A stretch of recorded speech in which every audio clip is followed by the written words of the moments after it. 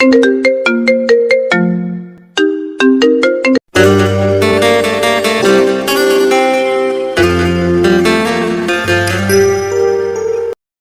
নতুন ভালোবাসার গল্প পেতে আমাদের চ্যানেলটি সাবস্ক্রাইব করে পাশে থাকা বেল আইকনে ক্লিক করুন। ধন্যবাদ। এই, তুই আমাকে বিয়ে করেছিস কেন? আজ বাসর রাত, তবু একটা পাপ্পিও দাস না। মুখ অন্যদিকে ঘুরিয়ে রেখেছিস। কোথায় ভেবেছিলাম পর এই করবে সেই করবে, শাকচুন্নি বান্ধবীদের কথার সাথে কোনো মিল দেখছি না। বাসর রাতে নতুন বউয়ের মুখে তুই নামক ডাকটা শুনে খানিকটা অবাক হলাম। কি হলো? কিছু বলছিস না কেন? বিয়ে কেন করেছিস? কিছু করবি না? না করলে ফল কাটার ছুরি গলায় চালিয়ে দেব। এই এই, তুই ভয় পাচ্ছিস কেন? ছুরি তো চালাবো আমার গলায়, আর ফাঁসি হবে তোর। সরি, তুই করে বলে ফেললাম। আচ্ছা বাদ দেন ওইসব, তাকান আমার দিকে। আমার বুকের ঠিক বাম পাশটায় একটা তিল আছে। বুকের বাম পাশে তিল থাকলে নাকি বর অনেক রোমান্টিক হয়। পিচ্চি বউয়ের মুখে এসব কথা শুনে বিস্ময় দৃষ্টিতে তাকিয়ে বলতে লাগলাম, মানে কি বলছেন এসব? এসব কি বলতে হয়? চুপচাপ ঘুমান, নইলে নিচে শুতে হবে। বয়স 15 হবে কিনা সন্দেহ আছে। কথা বলে কি এক একটা। হায় আল্লাহ, কি বলেন আপনি? আপনি না আমার স্বামী। ভাবি বলেছে স্বামীর কাছে সব বলতে হয়। আচ্ছা, আরো কোথায় কি আছে বলবো? জানেন, আমার না নাভির কাছে। আল্লাহ, আমাকে বাঁচাও। মেয়েটা তো দেখছি আমাকে পাগল বানিয়ে ছাড়বে। এই পিচ্চি, চুপ করবে তুমি? শুনেছি বাসর রাতে নাকি এই হয় সেই হয় স্বামী স্ত্রীর মাঝে। আপনি তো দেখছি কিছুই করছেন না। একটা কিসও করতে পারে, ছাই রোমান্টিক আপনি। আচ্ছা, জড়িয়ে নিতে তো পারে, তা না করে মাঝখানে কোলবালিশ দিয়ে রাখছেন। কার কাছে শুনছো? কেন, ভাবির কাছে। আর কি শুনছো? ভাবি বলেছে স্বামী যেমন যেমন করতে বলে তেমনি করতে। ও আচ্ছা, খুব ভালো তোমার ভাবিটা। এখন তুমি ঘুমিয়ে যাও। তোমার ভাবি বলেছে না স্বামী যা বলবে তাই করতে। সো তাড়াতাড়ি ঘুমিয়ে যাও। তাহলে ঘুমাবো। বাসর রাতে নাকি ঘুমায় না। তুমি কি আমাকে ড্রপ দিছো? আচ্ছা, কোল বালিশটা সরাও, মাঝখানে ইন্ডিয়া পাকিস্তান করে রাখছে। এই পিচ্চি, চুপ করবে? আমার জীবনটা নরক বানাতে এসেছি। ঘুমাও বলছি। বাসর রাতে কত কি করে শুনেছি স্বামী স্ত্রী, আর আমাকে ঘুমাতে বলছো। আচ্ছা, একটা আইডিয়া শুনবেন আপনি? আবার আইডিয়া? আচ্ছা বলো, কি বলবে? বাসর রাতে কি কি করে আপনি বলেন, আমি সব করব। আইডিয়াটা চমৎকার না? এই কতবার বলবো তোকে স্ত্রী হিসেবে মানি না, তারপরও এত প্যাস প্যাস করস কেন? আপনি না মানলে কি হবে? আমি আপনাকে মনে প্রাণে স্বামী হিসেবে মানি। বাঙালি মেয়েদের একবারই বিয়ে হয়। যখনই আল্লাহ তাআলার কালাম করে 3 বার কবুল বলেছি, তখন থেকে আপনাকে স্বামী হিসেবে গ্রহণ করেছি। শুধু ইহকালে নয়, পরকালেও আপনাকে স্বামী হিসেবে আল্লাহর কাছে চাইব। আচ্ছা, এখন তুমি ঘুমাবে নাকি নিচে নামিয়ে দিব? যত সব, জীবনটাই শেষ করে দিয়েছি। বিয়ে নিয়ে কত স্বপ্ন ছিল, ছিল বাসর রাত নিয়ে কত পরিকল্পনা, কিন্তু কপালে যে বাচ্চা মেয়েটাকে বিয়ে করতে হবে তা কখনো জানতাম না। আচ্ছা, একটা পাপ্পি দেই আপনাকে। এই বলে মুখের কাছে মুখ নিয়ে ঠোঁটের সাথে ঠোঁট মিলিয়ে দিল। আমার চোখ জোড়া বন্ধ হয়ে গেল। পিচ্চির নাকের গরম শ্বাস জানান দিচ্ছে পিচ্চি কতটা কাছে চলে এসেছে। আমি ধাক্কা দিয়ে সরিয়ে ঠাস ঠাস করে চড় বসিয়ে দিল। এই মেয়ে বাসর রাতের সব জাগাচ্ছে। নাকে টিপ দিলে দুধ বের হয়ে আসবে, আর সে কিনা বাসর রাত নিয়ে লাফালাফি। যত সব, হিটলারটা আমার জীবনটা এভাবে নষ্ট করে দেবে কখনো ভাবিনি। আপনি ভুল বলছেন। নাকে চাপ দিলে দুধ বের হয় না, নাকে টিপ দিলে পচা বের হয়, দুধ তো বের হয় না। আল্লাহ, কই রাখছো আমায়? এই ডেভিল মেয়ে, চুপ করবি? পিচ্চি হয়ে এত কথা বলতে হয় না। সত্যি বললে ডেভিল হয়ে যায়। আর আমি পিচ্ছি না, আমার বয়স 14 বছর 3 মাস 17 দিন। মনে মনে ভাবছি মেয়েটাকে মারা ঠিক হয়নি, কিন্তু কি করব? পিচ্চি মেয়েটার জন্য হিটলারটা আমার ভবিষ্যৎটাই নষ্ট করে দিল। আচ্ছা, আপনি ঘুমান। আর আপনার হাতে ব্যথা পেয়েছেন কি? কথাটা শুনে নিজের অজান্তেই খারাপ লাগলো। পিচ্চিটার দিকে তাকাতেই মনে হচ্ছে একটা পূর্ণিমার চাঁদ। এত সুন্দর কোনো মেয়ে হতে পারে? মুখ দিয়ে রং ধনুর আভা বের হচ্ছে। কি পিচ্চিটার ঠোঁট কেটে রক্ত বের হচ্ছে। থাপ্পড়টা জোরেই লাগছে। আচ্ছা, তোমার নাম কি? আমাকে বিয়ে করার সময় নাম শুনেননি? তোমাকে বিয়ে করার কোনো ইচ্ছাই ছিল না, হিটলারটার জন্য বিয়ে করেছি। এখন নামটাকে বলবে? এখন বলে লাভ নেই। বিয়ে করে ফেলেছেন। শুনেন, আমার নাম কারিমা জাহান কথা। আচ্ছা কথা, সরি। তোমার লাগেনি তো? এই যে নাও টিস্যু, টিস্যু দিয়ে রক্তটা মুছে নাও। আপনি না বলছেন আপনি আমাকে স্ত্রী হিসেবে মানেন না? না মানলে আমার জন্য কষ্ট পেতেন না। ওই চুপ করবি? তোকে স্ত্রী হিসেবে কোনো দিন মানি না আর মানবো না। কাউকে টিস্যু দেওয়া মানে তাকে বউ হিসেবে মেনে নেওয়া না। এই বলে কোলবালিশটা নিয়ে চলে গেলাম সোফাতে। আর একটু থাকলে আমি পাগল হয়ে যাব। কই যাচ্ছেন আপনি? জাহান্নামে যাচ্ছি। চুপচাপ এখানে শুয়ে থাকবি, নইলে তোকে ফ্লোরে শুয়ে থাকতে হবে। আচ্ছা ঠিক আছে। বাতিটা অফ করে শুয়ে শুয়ে ভাবছি, হিটলার আমার জীবনটাকে এভাবে নষ্ট করে দিবে। তোবা শুনলে বাসায় এসে আমাকে খুন করবে, নইলে এসে নিজে গাড়ির নিচে পড়ে মরবে। বারবার তোবার কথা মনে পড়ছে। দুজন দুজনকে নিয়ে কত স্বপ্ন দেখেছি, আর মাঝখানে হিটলারটা পিচ্ছি মেয়েটাকে বিয়ে করিয়ে দিল। ও, আপনাদের তো পরিচয়টাই দেওয়া হয় নাই। আমি সাইফুল ইসলাম পারভেজ, অনার্স কমপ্লিট করে বাবার মানে হিটলারের হোটেলে খাচ্ছি। হঠাৎ রুমের বাতি কে যেন জ্বালিয়ে দিল। এই পিচ্ছি, কি করো? কেন দেখতে পাচ্ছেন না আপনি? কাপড় কেন খুলছো? আমি কাপড় পরে ঘুমাতে পারি না। যত সব। এই কাপড় পরো। আর যদি কাপড় খুলতে দেখছি কি যে করব। হ্যাঁ, আপনি না বললেন ঘুমাতে? এত ভারী ভারী কাপড় পরে কেউ ঘুমায়? কেউ যদিও বা না ঘুমাই, তুই ঘুমাবি। ঘুমা বলছি।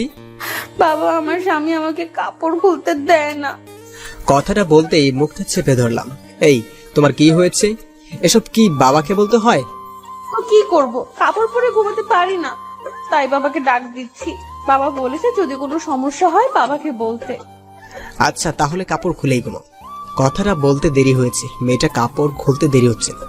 বুঝিয়ে সুঝিয়ে কোনোরকম কাপড়টা গায়ে রাখতে বলে ঘুমিয়ে পড়লাম। সকালবেলা নুসরাত দরজা ধাক্কাচ্ছে আর ভাবি ভাবি করছে। নুসরাতের ডাকে ঘুম ভাঙতে চেয়ে দেখি সকাল হয়ে গেছে। তাই তাড়াহুড়ো করে বালিশটা নিয়ে বিছানায় রাখতেই দেখি কাঁথার কাপড় নিচে পড়ে আছে। আল্লাহ, এ কেমন বউ কপালে জুটালে, শাড়ি পরে ঘুমাতে পারে না। এই উঠো। কি হয়েছে? ওই, আমি তোর মা না। এই বলে জোরে ধাক্কা দিতেই কথার ঘুম ভেঙে যায়। কি হয়েছে? কাপড় পরে নাও। এখন আবার বলো না আমি কাপড় পরতে পারি না। হ্যাঁ, আমি সত্যি কাপড় পরতে পারি না। হ্যাঁ, আপনি পরিয়ে দেন। আমি পরাতে পারি না। বড় বড় কথা বলতে তো পারো, আমি ছোট না। কাপড়টাই পরতে পারো না। আর হ্যাঁ, কাপড় পরাতে পারলেও আমি তোমাকে কাপড় পরিয়ে দেব না, নিজে পরে নাও। বাবা, ও বাবা, আপনার ছেলে আমাকে শাড়ি পরিয়ে দেয় না। সাথীর মুখে সুইসাইডের কথা শুনে থমকে গেলাম। মনে হচ্ছে কেউ যেন আমার বুক থেকে কলিজাটা বের করে নিচ্ছে। কি বলবো কিছু ভাবতে পারছি না। সাথীকে বললাম কিভাবে কথার সাথে বিয়ে হয়েছে আমার। সাথীকে বললাম ওই মেয়েকে কাবিনের 6 লক্ষ টাকা দিয়ে আগামী 6 মাসের মাঝেই ডিভোর্স দিয়ে দেব বলেই সাথীকে একটা পাপ্পি দিয়ে ফোনটা রেখে দিলাম।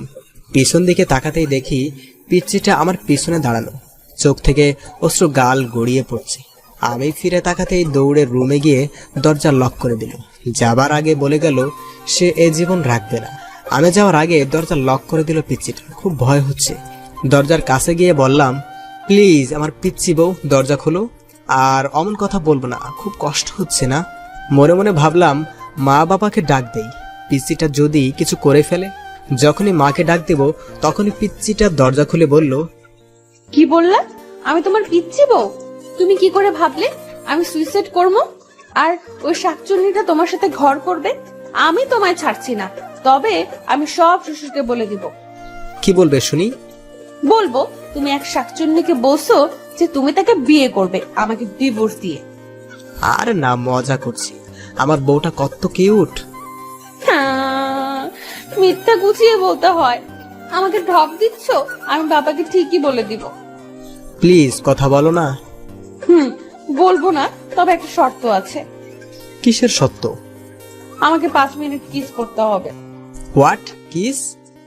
না, লিপ কিস। সম্ভব না, প্লিজ পাগলামি করো না। কি করবা? আমি না তোমার বউ? বাসর রাতে কিছু করছো? না বিড়াল মারছো, না অন্য কিছু? একটা বিড়াল ধরে মারলে কি এমন হতো? ভাবি তো বলে দিল ঠিক মতো বিড়াল মারতে, এখন আবার লিপ কিছু করতে চাচ্ছ না। আমি ছোট বলে ঠকাচ্ছ? আমি বাবাকে সব বলে দিব, বলবো যে তুমি। আচ্ছা বলছি, বাবা, ও বাবা। কথাটা বলার আগেই অনিচ্ছা সত্ত্বেও নিজেকে বাঁচাতে পিচ্চিটা ঠোঁটের সাথে ঠোঁট মিলিয়ে দিলাম। চোখ জোড়া বন্ধ হয়ে আছে। পিচ্চিটা শক্ত করে জড়িয়ে ধরে আমায় আছে। আমি ছাড়াতে চেয়েও ছাড়াতে পারছি না। হঠাৎ দরজার বাহির থেকে জান্নাত ডাকছে। জান্নাত দরজা ধাক্কা মেরে খোলার সাথে সাথেই কথাকে নিজের কাছে থেকে ছাড়িয়ে নিলাম। জান্নাত বলল যে, বাবা আপনাকে আজ অফিসে যেতে বলেছে। জান্নাতকে বললাম, বাবাকে বল আমি অফিস যাচ্ছি। বাসা থেকে বের হয়েই স্বস্তির নিঃশ্বাস নিলাম। পিচ্চিটার হাত থেকে বাঁচলাম। গাড়িতে থাকা অবস্থায় একটা মেসেজ আসলো। মেসেজে লেখা ইমোতে আসলো। ইমোতে গিয়ে দেখি সাথী হাত কেটে পিক দিয়েছে। সাথে সাথে ফোন দিলাম। কতক্ষণ রিং হওয়ার পর ফোন ধরলো সাথী। এই পাগলি, এমনটা কেউ করে? আমি যে তোমাকে ছাড়া বাঁচবো না। কি করব? তোমার বউ হয়ে তোমার বাড়িতে আমার যাওয়ার কথা ছিল। নিজের ভালোবাসার মানুষ অন্যের বুকে, যাকে নিজের থেকেও বেশি ভালোবাসলাম, আজ সে আমার না। কেন যে আল্লাহ আমাকে এসব দেখার জন্য বাঁচিয়ে রেখেছে? আমি সত্যিই বাঁচতে চাই না। যে জীবনে তোমাকে পাবো না, সে জীবন রেখে লাভ কি বলো? প্লিজ থামবে তুমি? আমার যে আর সহ্য হচ্ছে না। তুমি আজ বিকেলে প্লিজ আমার সাথে পার্কে দেখা করো। আচ্ছা, 4টায় দেখা করব। এদিকে অফিস শেষ করে 4টায় পার্কের দিকে রওনা দিলাম। পার্কে গিয়ে দেখি সাথী নীল শাড়ি পরে বসে আছে। সাথীর পাশে গিয়ে বসলাম। বাতাসে সাথীর চুল থেকে মাতাল হাওয়া আসছে। আমার বসা দেখে সাথী আমার দিকে চেয়েই কেঁদেই দিল। সাথীর চোখ থেকে টুপটুপ করে পানি পড়ছে। মনে হচ্ছে আমার হৃৎপিণ্ডে রক্তক্ষরণ হচ্ছে। সাথীর কাজল কালো চোখ জোড়া চোখের পানিতে লিপটে যাচ্ছে। চোখগুলি ফুলে গিয়েছে। হাতের দিকে তাকাতে এই কলিজাটা কেঁপে উঠল। সাথীর হাতে ব্যান্ডেজ বুঝতে বাকি রইল না যে এটা সাথীর পাগলামি। চোখ দিয়ে অনবরত পানি আসছে। কিভাবে ভুলবো 3 বছরের ভালোবাসা? এই, তুমি কাঁদছো কেন? তুমি না আমার প্রাণ। আর কত কষ্ট দেবে জানো? যখন শুনেছি তোমার বিয়ে হয়ে গেছে, মনে হচ্ছে প্রাণটা কেউ বের করে নিচ্ছে। কত স্বপ্ন দেখেছিলাম তোমাকে নিয়ে, সব আজ শেষ। আমায় একটু বুকে নিবে? সাথীর বলতে দেরি হয়েছে। পাগলিটাকে শক্ত করে জড়িয়ে নিতে দেরি হয়নি। বুকটা কেমন যেন ভেজা ভেজা লাগছে। পাগলিটার চোখের পানিতে গায়ের শার্টটা ভিজে যাচ্ছে। পাগলিটা এমন ভাবে জড়িয়ে ধরে আছে, মনে হচ্ছে ছোট্ট বাচ্চা ভয় পেলে যেভাবে আঁকড়ে ধরে থাকে সেভাবে জড়িয়ে আছে আমায়। এভাবে কিছুক্ষণ জড়িয়ে ধরে থাকার পর বললাম, কি হলো? আর কতক্ষণ জড়িয়ে ধরে থাকবে আমায়? সবাই ফ্যাল ফ্যাল করে তাকিয়ে আছে আমাদের দিকে। কি করব? তোমার বুকটাতেই যে আমার ঠাই। জানো রাজ, প্রতি রাতে স্বপ্ন দেখতাম তোমায় নিয়ে, কতটা ভালোবাসতাম তোমায়। কিন্তু আজ তুমি অনেক কাছের থেকেও অনেক দূরে। আমার কপালে একটা চুমু দিবে? খুব কাছে পেতে ইচ্ছে করছে তোমায়, দাও না। আবারও বুকে টেনে নিয়ে কপালে আলতো করে ভালোবাসার স্পর্শ রেখে দিলাম। আচ্ছা পারভেজ, তুমি না বলেছো ওই মেয়েকে ডিভোর্স দেবে? হ্যাঁ। তাহলে আমার মাথা ছুঁয়ে কসম করো ওকে ডিভোর্স দেবে। যদি ডিভোর্স না দাও তাহলে আমার মরা মুখ দেখবে। সাথীর কথাটা যেন কলিজায় গিয়ে বিঁধল। নিজের অজান্তে সাথীর মাথায় হাত রেখে ওয়াদা করলাম কথাকে ডিভোর্স দিব। কথাটা বলার সময় পিচ্ছির মুখটা বারবার চোখের সামনে ভেসে উঠছিল। এদিকে সাথীকে ওর বাসায় পৌঁছে দিয়ে ফোনটা বের করে দেখি 73টা মিস কল। ফোন সাইলেন্ট ছিল, তাই বুঝতে পারিনি। এদিকে সন্ধ্যায় বাসায় এসে দেখি কথা কোথাও নেই। মা বলল ফ্রেশ হতে আসছে। ফ্রেশ হওয়ার জন্য যখনই বাথরুমের দরজা ধাক্কা দিয়েছি তখনই এক চিৎকার। কথার চিৎকারে কথার দিকে তাকাতেই দেখি পিচ্চিটা শাওয়ার নিচ্ছে, শরীরে কাপড় নেই। এক দৌড়ে বাথরুম থেকে বের হয়ে সোজা রুমে গিয়ে বসে আছে।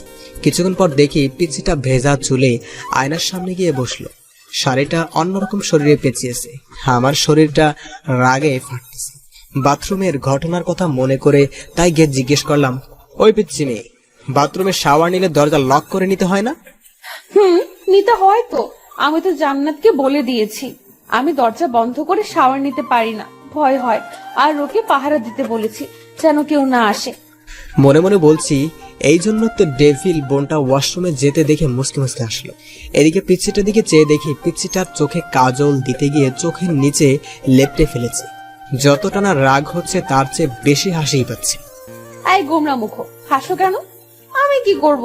কখনো কোনোদিন সাজিনি, কিন্তু তুমি আমাকে আদর করো না, ভালোবাসো না, তাই আমার লক্ষ্মী ননদিনীটা আমাকে এভাবে সাজতে বলেছে। কিন্তু আমি তো কাজল দিতে পারি না। দিয়ে দাও না, সেদিনের মতো শাড়ি পরিয়ে দাও না। পিচ্চিটার কথা শুনে খুব রাগ হচ্ছে। বাবা যে কি দেখে পিচ্চিটাকে আমার ঘাড়ে চাপিয়েছে। এই পিচ্চি, আরেকবার শাড়ি এবং কাজল দিয়ে দেওয়ার কথা বললে ঘর থেকে বের করে দেবে। পিচ্চিটা কথাটা শুনে কান্না করে দিল। হেসকে দিতে দিতে বলল, পিচ্চিটার কথা শুনে খুব রাগ হচ্ছে। বাবা যে কি দেখে পিচ্চিটাকে আমার ঘাড়ে চাপিয়েছে। এই পিচ্চি, আরেকবার শাড়ি এবং কাজল দিয়ে দেওয়ার কথা বললে ঘর থেকে বের করে দেব। পিচ্চিটা কথাটা শুনে কান্না করে দিল। হেসকে দিতে দিতে বলল, আমাকে তাড়িয়ে দিও না, তুমি তাড়িয়ে দিলে আমি কোথায় যাব? আমার যে কেউ নেই তুমি ছাড়া। আমি রুম থেকে বের হয়ে গেলাম। মা খাবার বেড়ে দিলে যখনই খাবার মুখে দিব তখনই বলল, ফারবাজ বাবা কথা মাথা খায়নি, কথা বলছিল তুই আসলে খাবে। জানিস বাবা, ছোট মেয়ে তো সারাদিন এত করে বলার পরও কিছু খায়নি। মেয়েটার মুখের দিকে তাকানো যায় না, ওকে নিয়ে একসাথে খা। মার কথা শুনে অজান্তে ইমোটা খারাপ হয়ে গেল। পিচ্চি মেয়ের পাগলামি দেখে, আচ্ছা মা তুমি বসো, আমি কথাকে নিয়ে আসছি। এই বলে রুমে গিয়ে দেখি পিচ্চিটা ড্রেসিং টেবিলের সামনে বসে এখনো কাঁদছে। এই কথা, তুমি খাওনি কেন? স্বামীকে ছাড়া স্ত্রী কি খায়? আচ্ছা চলো একসাথে খাবো। আর হ্যাঁ, আজকের পর খাওয়ার সময় হলে খেয়ে নিবে, আমার জন্য অপেক্ষা করতে হবে না। না, আমি খাবো না। তুমি একটা পচা, আমাকে আদর করো না। খেতে পারি, তার আগে আমার চোখে কাজল পরিয়ে দিবে, কালকের মতো শাড়ি পরিয়ে দিবে। জানো, তোমার স্পর্শ আমার অঙ্গ জুড়ে থাকে। তুমি বোঝো না তোমার স্পর্শে আমি কতটা শিহরিত। নিজের অনিচ্ছা থাকা সত্ত্বেও পিসিটার চোখে কাজল এবং শাড়ি পরিয়ে দিলাম। রাতে একসাথে খেয়ে একটা বালিশ আর চাদর নিয়ে ফ্লোরে শুয়ে পড়লাম। পিচিটাকে খাটে শুতে দিলাম। এদিকে পিচিটা খাটে শুয়ে থাকবার জন্য বললেও ধমক দিতেই আর কিচ্ছু বলেনি। এদিকে রাতে ঘুমিয়ে গেছি, হঠাৎ বুকটা ভারী ভারী লাগছে। চোখ খুলতেই ভূত দেখার মতো ভয় পেলাম, কারণ কথা আমার বুকের উপর শুয়ে আছে। চাঁদের আলো জানালার কাচ ভেদ করে পিচিটার মুখে পড়েছে। এত মায়াবী লাগে কেন মেয়েটাকে চাঁদের আলোয়? না দেখলে অজানাই থেকে যেত। হঠাৎ সাথীর কথা মনে হতেই পিচিটাকে বুক থেকে সরিয়ে দেওয়ার জন্য ধাক্কা দিতেই আরো শক্ত করে জড়িয়ে ধরল। এই কি করছো? ওঠো বলছি। কথা ঘুমের মাঝেও চোখ খুলতে খুলতে বলল, আমার স্বামীকে জড়িয়ে ধরে আছি, এতে খারাপের কি আছে? আমার অধিকার আমি আদায় করে নিব। বুক থেকে ছাড়িয়ে কষে একটা থাপ্পড় দিয়ে বলতে লাগলাম, তোকে বলেছি না আমাকে স্বামী না ভাবতে? কেন জড়িয়ে ধরে থাকিস? আমি বলছি না তোকে ডিভোর্স দেব? কথাটা বলতেই খাটে চলে গেল কথা। আমি আবার গভীর ঘুমে হারিয়ে গেলাম। এদিকে ঘড়ির কাঁটা একটা বাজতেই কথা ঘুম থেকে উঠে সুন্দরভাবে ওযু করে 2 রাকাত নামাজ শেষ করে মোনাজাত ধরে বলতে লাগলো, হে পরওয়ারদিগার, আমার আল্লাহ, তুমি তো সর্বশক্তিমান। তোমার হুকুম ছাড়া গাছের পাতাও নড়ে না। তুমি ছাড়া তো আমার কষ্ট বোঝার মতো কেউ নেই। এই মধ্যরাতে পৃথিবীর সবাই এখন গভীর ঘুমে, তখন তোমার অভাগী বান্দাটা তোমার দরবারে 2টি হাত তুলে ধরেছে। তুমি কি দেখো না আল্লাহ, আমি আমার স্বামীকে কতটা ভালোবাসি? আমার বুক থেকে আমার স্বামীকে তুমি কেড়ে নিও না। তোমার পবিত্র কালাম করে বিয়ে নামক পবিত্র বন্ধনে আবদ্ধ হয়েছি, এই বন্ধন ছিন্ন করো না, বাঁচবো না আল্লাহ। ও আল্লাহ, আমার স্বামীর পায়ের নিচের জায়গাটুকু আমাকে ভিক্ষা দাও। কথাটা বলে ফুফিয়ে ফুফিয়ে কাঁদতে লাগলো। পরের দিন সকালে মায়ের ডাকে ঘুম ভাঙলো। বাবা আজকে অফিসে যেতে না বলে কথাকে কলেজে ভর্তি করিয়ে দিতে বলল। আমি বাবার কথায় না করতে পারি না, তাই অনিচ্ছা সত্ত্বেও ডিস্টার্বকে নিয়ে বাইকে করে রওনা দিলাম। কলেজের গেটে বাইক দাঁড় করানোর সাথে সাথে যা দেখলাম তা দেখার জন্য একেবারেই প্রস্তুত ছিলাম না। এখন আমি কি করব ভেবেই পাচ্ছি না কিছু। কিন্তু সাথী কেমন করে যেন তাকিয়ে আছে, মনে হচ্ছে এখনই বৃষ্টি নামবে। কথাকে কলেজে ভর্তি করিয়ে দিয়ে যখনই কলেজ গেট পার হয়েছি তখনই দেখি কলেজের পাশে রেল লাইনে একটা মেয়ে দাঁড়িয়ে আছে। মিনিট 10 পর ট্রেন আসবে, বুঝতেছি না কি করব। বাইক নিয়ে একটু কাছে যেতেই বুকটা কেঁপে উঠল। সাথী রেল লাইনের মাঝখানে দাঁড়িয়ে আছে, ট্রেন আসার সময় হচ্ছে, মিনিট 5 এর মাঝে ট্রেন আসবে। এদিকে সাথীকে ডাকছি, সাথী চোখ বন্ধ করে আছে। এদিকে বাইক রেল লাইনের সাইডে পাথরের সাথে ধাক্কা লেগে পড়ে যায়। বাইক পড়ে আমার উপর। আমি খুব চেষ্টা করছি আমার উপর থেকে বাইক সরাতে, কিন্তু পারছি না। এদিকে দেখা যাচ্ছে ট্রেন প্রায় কাছে এসে পড়েছে। বুকের হার্টবিট বেড়েই যাচ্ছে। সাথীকে গলা চেঁচিয়ে ডাকছি, তারপরও সাথী শুনছে না। না, এই দৃশ্য আমি সহ্য করতে পারবো না। মনে মনে আল্লাহ তাআলার কাছে সাহায্য চাচ্ছি। চোখ দিয়ে নীরবেই অশ্রু ঝরছে, হাঁটু কেটে রক্ত বের হচ্ছে, বুকটা ফেটে যাচ্ছে। পাগলের মতো আল্লাহকে ডাকছি আর বাইক সরাতে চেষ্টা করছি। মনে মনে বলছি, হে আল্লাহ, আমাকে শক্তি দাও বাইক সরানোর। আমার হৃদয়টা রেল লাইনের মাঝে। হে পরম করুণাময়, রহম করো তোমার বান্দাকে। আর বাইক সরানোর জন্য চেষ্টা করছি। এদিকে আল্লাহর নাম নিয়ে বাইক ধাক্কা দিতেই বাইক সরে যায়। এদিকে ট্রেন প্রায় কাছে এসে পড়েছে। দৌড়ে গিয়ে সাথীকে রাস্তা থেকে সরিয়ে বুকে জড়িয়ে নিলাম। সাথী কাঁদছে, এখনো হাঁটু থেকে রক্ত বের হচ্ছে। সাথী কান্না করে করেই আমার শার্ট ভিজিয়ে দিচ্ছে। এদিকে সাথীকে বুক থেকে ছাড়িয়ে কষে একটা থাপ্পড় দিয়ে বললাম, এই পাগলি, কেন এমন পাগলামি করছো? জানো না তোমাকে ছাড়া আমি নিজেকে ভাবতে পারি না? কেন মরতে যাচ্ছিলে? আমি তো সেই কবেই মারা গিয়েছি তখনই, যখন শুনেছি আমার ভালোবাসার মানুষ অন্য মেয়েকে বিয়ে করেছে। চোখ দিয়ে আষাঢ় শ্রাবণ ঝর্ণা ধারা নেমেছিল। বিরহের অনলে প্রতিনিয়ত পড়ছি আমি। আমার দেহটা ছাড়া আত্মাটা সেই কবেই মরে গেছে। জানো, আজ যখন তোমার বাইকের পিছনে ওই মেয়েটাকে দেখলাম, কলিজাটা ফেটেই যাচ্ছিল আমার। মনে হচ্ছে দম বন্ধ হয়ে মারা যাব। আমি তোমার পাশে অন্য কাউকে সহ্য করতে পারি না। কি করব? তোমাকে একজন জড়িয়ে ধরে থাকবে আর আমি কিভাবে দেখব? তাই ট্রেনের নিচে পড়ে তুমিহীনা এই জীবন নিঃশেষ করতে চেয়েছিলাম। কেন বাঁচালে আমাকে? আমি যে তিলে তিলে শেষ হয়ে যাচ্ছি। বলতে পারো কেন এতটা ভালোবাসার পরও তুমি আমার নও? কেন আজ তোমার বুকে অন্যজনের ঠাঁই? যে স্বপ্নগুলো তোমায় নিয়ে দেখতাম, সেই স্বপ্ন অন্য কেউ নিয়ে দেখে। প্লিজ, তুমি আমাকে গলা টিপে হত্যা করো, আর নয়তো বা তোমার পায়ের নিচে আমাকে একটু জায়গা দাও। জানো পারবেশ, তুমি বিয়ে করার পর একটা রাতও আমি ঘুমাতে পারি না। প্রতিটা রাতে কেঁদে কেঁদে বালিশ ভিজিয়েছি। তোমার বুকে একটু জায়গা দিবে? একটু জড়িয়ে নাও না প্লিজ, নাও না প্লিজ প্লিজ। কান্না করতে করতে কথাগুলো বলল সাথী। সাথীর মুখে এমন কথা শুনে বুকের বাঁ পাশটা চিনচিনে ব্যথা করছে। চোখ দিয়ে টুপটাপ করে পানি গাল বেয়ে গড়িয়ে পড়ছে। কিছু ভাবতে পারছে, খুব ইচ্ছে করছে সাথীকে জড়িয়ে ধরে বলি, সাথী, খুব ভালোবাসি তোমায়, নিজের থেকেও বেশি। মনে হচ্ছে কথাটা বললে বুকের ব্যথাটা কমবে। তাই সাথীকে হেঁচকা টান দিয়ে শক্ত করে বুকে জড়িয়ে নিলাম। কপালে একটা চুমু দিয়ে বললাম, বড্ড ভালোবাসি, খুব বেশি ভালোবাসি তোমায়, হয়তো নিজের জীবনের চেয়েও বেশি ভালোবাসি। পাগলিটা কেঁদে কেঁদে শার্টটা ভিজিয়ে ফেলছে। পাগলিটা আরো শক্ত করে জড়িয়ে আছে আমায়। এদিকে সাথীকে বললাম, খুব শীঘ্রই আমরা বিয়ে করছি, কথাকে খুব তাড়াতাড়ি ডিভোর্স দিচ্ছি। সাথী ডিভোর্সের কথা শুনে আবার জড়িয়ে ধরে কপালে চুমু দিয়ে চলে গেল। এদিকে ফোনের দিকে তাকিয়ে দেখি 2টা বেজে গেছে। তার মানে 30 মিনিট আগে কলেজ ছুটি হয়ে গেছে। তাড়াতাড়ি বাইক স্টার্ট দিয়ে কলেজের সামনে যেতেই অবাক হয়ে গেলাম। অনেকগুলো মেয়ে জমা হয়ে আছে। কাছে গিয়ে দেখি কথা ছোট বাচ্চার মতো কাছে। কয়েকটা মেয়ে বোঝাচ্ছে। আমি কাছে যেতেই দৌড়ে এসে জড়িয়ে ধরে কাঁদতে কাঁদতে বলল, আমি আর কলেজে আসবো না। তুমি আমায় ভালোবাসো না। কখন কলেজ ছুটি হয়েছে? ছেলেরা কিরকম ভাবে আমার দিকে তাকায়, আমার ভয় লাগে না?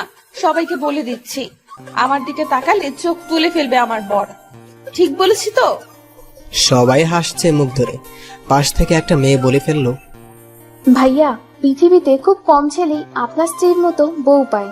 একটা মেয়ে যে স্বামীকে এত ভালোবাসতে পারে, সারাটা দিন ক্লাসের মাঝে আপনার কথাই বলেছে। আপনি নিতে আসতে দেরি করেছেন বলে ছোট বাচ্চা মেয়ের মতো কাঁদতে, হাসিও পাচ্ছে আবার কান্নাও আসছে। এখনকার যুগে এমন মেয়েও পাওয়া যায়? এদিকে কথাকে বাইকে উঠাতেই শক্ত করে জড়িয়ে ধরলো। মনে হচ্ছে খুব ভয় পাচ্ছে। কথাকে বাসায় নিয়ে আসার পর মাকে কান্না করে করে সব বলল। রাগে আমার শরীর ঘ্যান ঘ্যান করছে। দুপুরে খেয়ে বন্ধুদের সাথে আড্ডা দিতে চলে গেলাম। রাত 9টার সময় ফোন বের করে দেখি বাবা 5 বার ফোন দিয়েছে। অন্যদিকে কথার নাম্বার থেকে 100+ ফোন এসেছে। তাড়াহুড়ো করে বাসায় গিয়ে দেখি বাবা দরজায় দাঁড়িয়ে আছে। বাবার সামনে যেতেই বলল, ঘরে নতুন বউ রেখে বাইরে কোন ছেলে থাকে? কিছু না বলে রুমে গিয়ে শুয়ে পড়লাম। কিছুক্ষণ পর দেখি কথা আমাকে ডাকছে। এই, ডাকতেছো কেন? কি হয়েছে? তুমি খাবে না? বাবা খুব বকা দিয়েছে তাই না? এই নাও, হা করো, আমি খাইয়ে দিই। কথাটা বলে মুখের কাছে খাবার তুলে দিতেই একটা থাপ্পড় বসিয়ে দিলাম। খাবারের প্লেটটা ফ্লোরে পড়ে যায়। তুই কি চাস? আমার জীবনটা তো নরক বানিয়ে দিয়েছিস। আমার বুক থেকে আমার ভালোবাসার মানুষটাকে সরিয়েছিস। এখন আমার বাবার কাছ থেকে আমাকে দূরে সরিয়ে আমার সমস্ত সম্পদ তোর করার প্ল্যান করেছিস না? আমাকে তুই এই মাসে ডিভোর্স দিবি, আমি তোকে এই মাসে ডিভোর্স দিব। তোমার সাথে খাবো বলে খাইনি, ক্ষমা করে দিও। এতিম তো, এতিমখানায় বড় হয়েছি, তাই বাবা মার আদর পাইনি। তোমার মা বাবাকে নিজের মা বাবা করে নিয়েছিলাম, শুধু ভালোবাসা চেয়েছিলাম। এতিম হয়ে জন্ম নিলেও সম্পদের প্রতি কোনো মোহ নেই। কথা থেকে চেয়ে দেখে কাঁদছে, চোখগুলি লাল হয়ে গেছে। ন্যাকা কান্না দেখে শরীরটা রাগে ফেটে যাচ্ছে। দুই নয়নে দেখতে মন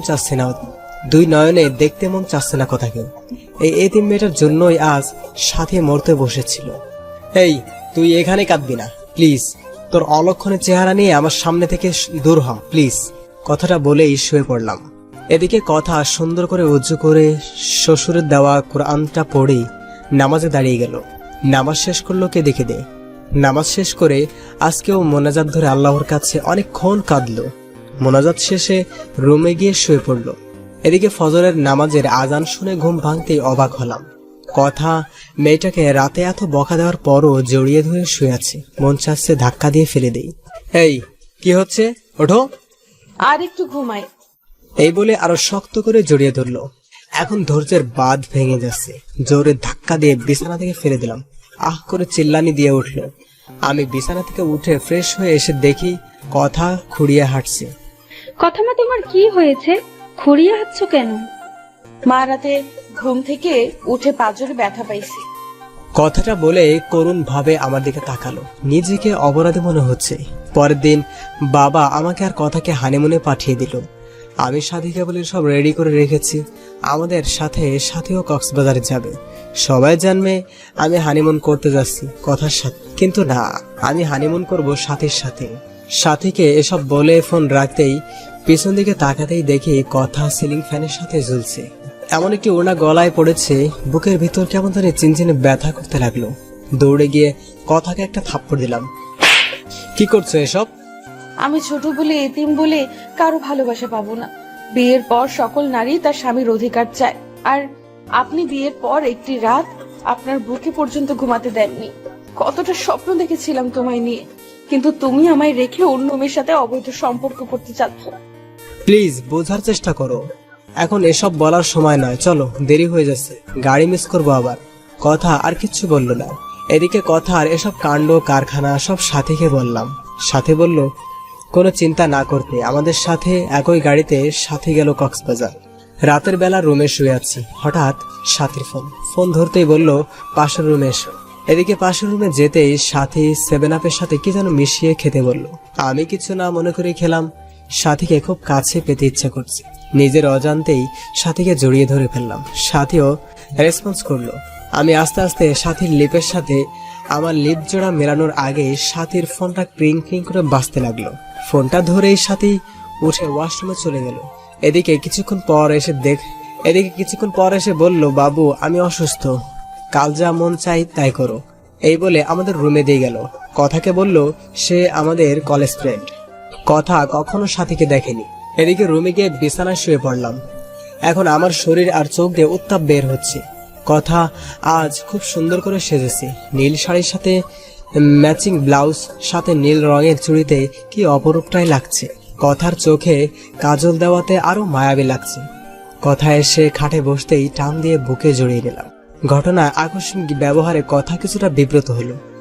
আপনাকে একটা কথা বলবো। বলো, কি বলবে? আপনার কাছে একটা জিনিস চাইবো, দিবেন তো আমাকে? আচ্ছা বলো, দেওয়ার মতো হলে দিব। টাকা লাগবে কি? না, আমি টাকা চাই না, আমার তো তোমাকে চাই। মনে মনে বললাম। কি বললে? না কিছু না। শুনো, তুমি কি আমাকে একটা কিউট মেয়ের মা বানাবে, যার নাম হবে তোমার নাম অনুসারে রাইসা? লজ্জা ভরা মুখে কথাটা বলে মাথা নিচু করে ফেললো। ইস, বাবুর মা হবার কথা বলে কি রকম লজ্জা পেয়েছে। লজ্জা পাবোই তো। আমি কথার কানের কাছে মুখ নিয়ে বললাম, কাছে আসো, তোমাকে রাইসার মা বানাচ্ছি। দুষ্টামের ছলে কথাটা বললাম। কথা ছোট বাচ্চার মতো আমার বুকে মুখ লুকালো। আমি কথার কপালে একটা চুমু দিয়ে আরো শক্ত করে জড়িয়ে ধরলাম। পিচ্চিটা তার ঠোঁট জোড়া আমার ঠোঁটের সাথে মিলিয়ে দিল। এরপর নারী পুরুষের সবচেয়ে ঘনিষ্ঠ কিছু মুহূর্ত পার করলাম। তারপর বুকে জড়িয়ে শুয়ে পড়লাম। সকালে ঘুম থেকে উঠে দেখি কথার কাপড় চোপড়ের কিছু ঠিক নেই। আমার শরীরের বিভিন্ন জায়গায় লিপস্টিকের দাগ। পিচিটা এখনো শক্ত করে জড়িয়ে ধরে আছে আমায়। রাতের কথা মনে হতে লাফ দিয়ে উঠলাম। এ কি করলাম আমি তো কথাকে ডিভোর্স দিব। তবে কেনই বা তার সতীত্ব হরণ করলাম? মাথায় কাজ করছে না। কথাকে আজ খুব খুশি খুশি লাগছে। বিয়ের পর কখনোই এতটা খুশি দেখিনি ওকে। তবে কেনই বা তার সতীত্ব হরণ করলাম? মাথায় কাজ করছে না। কথাকে আজ খুব খুশি খুশি লাগছে। বিয়ের পর কখনোই এতটা খুশি দেখিনি ওকে। সকাল সকাল ফোন দিয়ে সাথীকে সবকিছু বললাম। সাথী আমার কথা শুনে তেলে বেগুনে ফুলে উঠল। সাথীকে বললাম, সবকিছু তোমার জন্যই হয়েছে। তুমি যদি গত রাতে সেই মেডিসিন না খাওয়াতে তাহলে এমনটি আর হতো না।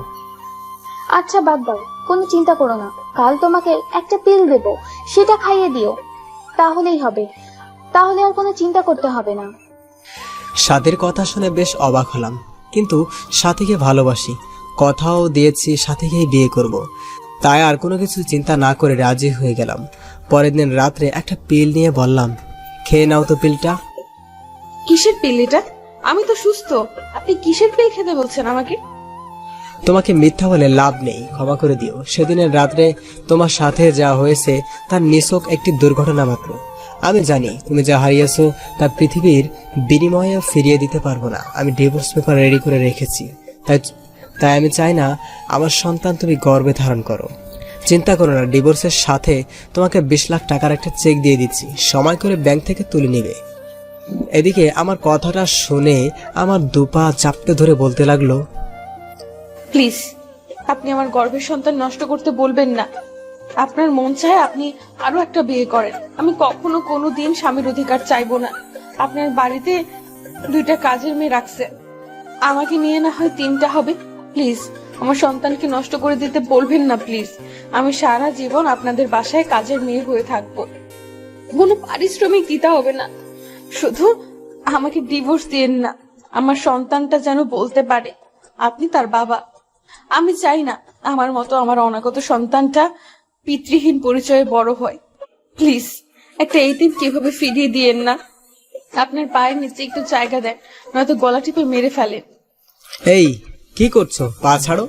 আমি পারবো না, আমার জীবনে সাথী ছাড়া কেউ নেই। এখন পিলটা খেয়ে নিবে। যদি না খাও মনে করব তুমি আমার বুকে পা রেখে তুমি গর্ভ ধারণ করবে।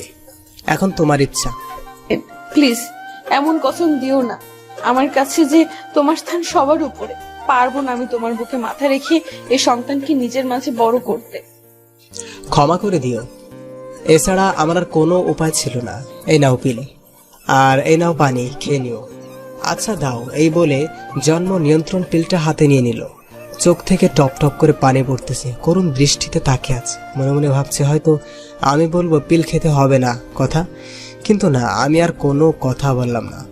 কথা আমার দিকে তাকিয়ে থেকে বিষ যেমন করে মানুষ মুখে নেয়, ঠিক তেমনই করে মুখে নিল। গ্লাস থেকে একটু পানি মুখে নিল। নিজের অজান্তেই মনে হচ্ছে খুব বড় কোনো পাপ করে ফেললাম। এদিকে বাবা ফোন করলো যে বাবা অসুস্থ, তাই বাড়ি ফিরে যেতে হবে। মনে মনে স্থির করে নিলাম বাড়িতে ফিরে ডিভোর্স পেপারের জন্য আবেদন করব। কথাকে নিয়ে বাসায় ফিরলাম। এদিকে সাথী বলল যে কথাকে আমাদের দুজনের মাঝ থেকে সরিয়ে ফেলবে। আমি অনেক বোঝানোর পর কথা বলল। সেদিন কক্সবাজারে মেয়েটা যা বলেছে সব শুনেছি। আর সবচেয়ে বড় কথা হলো, মেয়েটাকে তোমার বাবা অনেক স্নেহ করে। আমি তোমাদের বাড়ির রহিমের কাছ থেকে খবর পেয়েছি যে তোমার বাবা নাকি তোমার সম্পত্তি কথার নামে লিখে দেবে। তাই আমাদের ভবিষ্যতের জন্য কথাকে আমাদের পথ থেকে সরিয়ে দেবে। আমি তোমাকে না বলেই প্রফেশনাল কিলারের সাথে কন্ট্যাক্ট করেছি। না, এ হতে পারে না। আমাদের ভালোবাসার জন্য একটা নিষ্পাপ জীবনকে হত্যা করব? বাবু দেখো, আমি চাই না, কিন্তু তোমার বাবা কখনো কথা বেঁচে থাকতে আমাকে মেনে নেবে না। আর তোমাকে না পেলে আমি বাঁচবো না, সত্যিই মরে যাব। তুমি আমার নিঃশ্বাস, তুমি আমার প্রাণ। জানো, তুমি কথাকে বিয়ে করার পর একটি রাতও শান্তিতে ঘুমোতে পারিনি। এতটা ভালোবাসার পরও কেন আল্লাহ তোমার আর আমার মাঝে এত বড় দেওয়াল তুলে দিল? প্লিজ, তুমি আমাকে খুন করে ফেলো, নয়তো আমাকে তোমার বুকে টেনে নাও। তোমার বুকটাই যে আমার শেষ ঠিকানা। তোমার বুকেই আমি শেষ নিঃশ্বাস ত্যাগ করতে চাই। প্লিজ কান্না করো না। আমি সব সইতে পারি, কিন্তু তোমার কান্না সহ্য করতে পারি না। তোমাকে যে বড্ড ভালোবাসি, কিন্তু আমাদের ভালোবাসার জন্য একটা নিষ্পাপ জীবনকে কেমনে সরিয়ে ফেলি? আল্লাহ কি ক্ষমা করবে আমাদেরকে? জানি এটা অন্যায়, কিন্তু এছাড়া আমাদের কোনো উপায় নেই। কথাটা বলে হাতটা নিয়ে সাথীর গলা চেপে মেরে ফেলতে বলল। প্লিজ কিল মি, আমাকে গলা চেপে মেরে ফেলো, তোমাকে ছাড়া বাঁচতে পারবো না। জানো পারবেশ, মেয়েরা সব ভাগ দিতে পারে, তবে একটা ভাগ ছাড়া, তা হলো তার ভালোবাসার ভাগ। আমার সহ্য হয় না কথাকে। যে বুকে আমার থাকার কথা সে বুকে সে মেয়েটা থাকে। যে স্বপ্ন তোমাকে নিয়ে দেখেছি সে স্বপ্ন পূরণ করছে মেয়েটা। আমাকে তুমি হত্যা করতে পারবে না তোমার সেই স্ত্রীর কথাকেও হত্যা করতে, কিন্তু তোমাকে আমায় হত্যা করতে হবে না। তুমিহীনা এই জীবন দিয়ে আমি কি করব? কথাটা বলে কাঁদতে কাঁদতে ব্লেড দিয়ে হাত পোঁছ দিল। হাত থেকে ফিরকি দিয়ে রক্ত বের হতে লাগলো। সাথীর চোখ দিয়ে টুপটাপ করে পানি পড়তে লাগলো। সাথীর রক্ত দেখে নিজের কলিজাটা ফেটে যাচ্ছে। ঠাস করে চড় বসিয়ে দিলাম সাথীর গালে। আমার থাপ্পড় খেয়ে ফুফিয়ে কাঁপতে লাগলো। শক্ত করে জড়িয়ে ধরলাম সাথীকে শক্ত করে জড়িয়ে ধরে বলতে লাগলাম, কেন এইভাবে পাগলামো করছো? তোমাকে ছাড়া আমি কেমনে বাঁচবো? কথাকে তাহলে খুব শীঘ্রই আমাদের মাঝ থেকে সরিয়ে আমার ময়না পাখিটিকে আপন করে নিব। বুকের ভেতর চাপা কান্নার আওয়াজ পেলাম। সাথীকে ছেড়ে দিয়ে সাথীর কপালে ভালোবাসার স্পর্শ এঁকে দিলাম। সাথীকে বাসায় ড্রপ করে বাসায় আসতে দেখি কথা খাবার নিয়ে বসে আছে। রাত প্রায় 10টা। আমি কিছু না বলে শুয়ে পড়লাম। আপনি খাবেন না? কিছু খেয়েছেন? মন খারাপ আপনার? হ্যাঁ, বাইরে থেকে খেয়ে এসেছি। আর হ্যাঁ মন খারাপ আমার। আর তার কারণ তুই। পিছিটার দিকে তাকিয়ে দেখি কাঁদবে ভাব। কম্বলটা টান দিয়ে শুয়ে পড়লাম। মাঝরাতে ঘুম ভাঙতে দেখি কেউ একজন শক্ত করে জড়িয়ে রেখেছে আমায়। চোখ খুলেই দেখি পিচ্ছিটা আমার বুকে। চাঁদের আলো পিচ্ছিটার মুখে এসে পড়ছে। চুলগুলো রং পাল্টাচ্ছে। হঠাৎ নিচের দিকে তাকিয়েই চোখ কপালে উঠল। পিচ্ছিটা শাড়ি খুলে নিচে ফেলে দিয়েছি। আমি জানি কথা শাড়ি পরে ঘুমাতে পারে না, কিন্তু 3 পিস তো পরে ঘুমায়। তাহলে আজ ইচ্ছা করে এমন করছে। আজ পিচ্ছিটাকে এত সুন্দর লাগছে। মাথার চুলগুলো কপাল পেরিয়ে মুখে এসে পড়েছে। মন চাচ্ছে ফু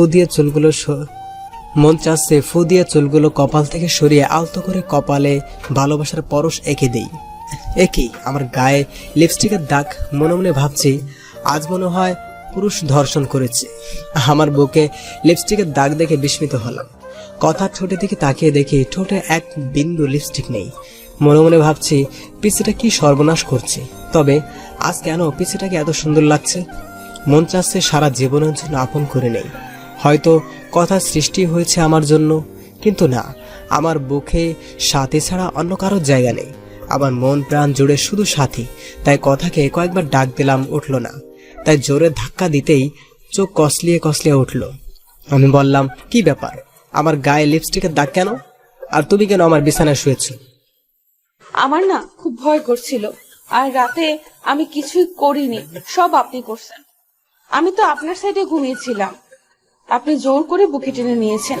আপনাকে মনে করেছিলাম এমনি অনেক ভালো, কিন্তু ঘুমের ঘরে আপনি যে এত ডেভিল। না, ডেভিল না, শুধু টেবিলের বস। আমার লিপ কিস করেছেন, ঘাড়ে কিস করেছেন, বুকে কিস। এই চুপ, অসভ্য মেয়ে। আর কিছুক্ষণ পর বলবে আমার আর কত জায়গায় করেছি, বলতে হবে না। আপনি ঘুমাননি তাহলে? সব জেগে থেকে ইচ্ছে করেই করেছেন? এই পিচ্ছি, চুপ করবে? মিথ্যা বলতে লজ্জা করে না? তোমার শাড়ি কে খুলেছে? হ্যাঁ, শাড়ি কেন খাটের নিচে ফেলে রেখেছো? শাড়ি পরতে পারো না, বিয়ে বসেছো কেন? আমি না হয় শাড়ি পরতে পারি না, নিজে তো লুঙ্গিটাও পরতে পারো না, আবার অন্যকে শাড়ি পরার কথা বলে।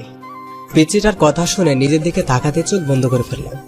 চাদরটা গায়ে জড়িয়ে কষে একটা থাপ্পড় দিলাম কথাকে। থাপ্পড়টা খেয়ে মাটিতে পড়ে গেল। আমার রাগ চরম উঠে গেছে। রাগের মাথায় বলতে লাগলাম, তুই মরতে পারিস না? আমার জীবনটাকে নষ্ট করে দিয়েছিস।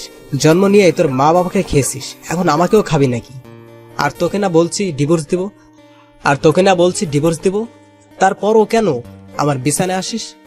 আরেকদিন যদি আমার বিছানায় আসিস তাহলে প্রয়োজনে তোকে খুন করে জেলে যাব। আপনাকে খুব কষ্ট দিয়েছে তাই না?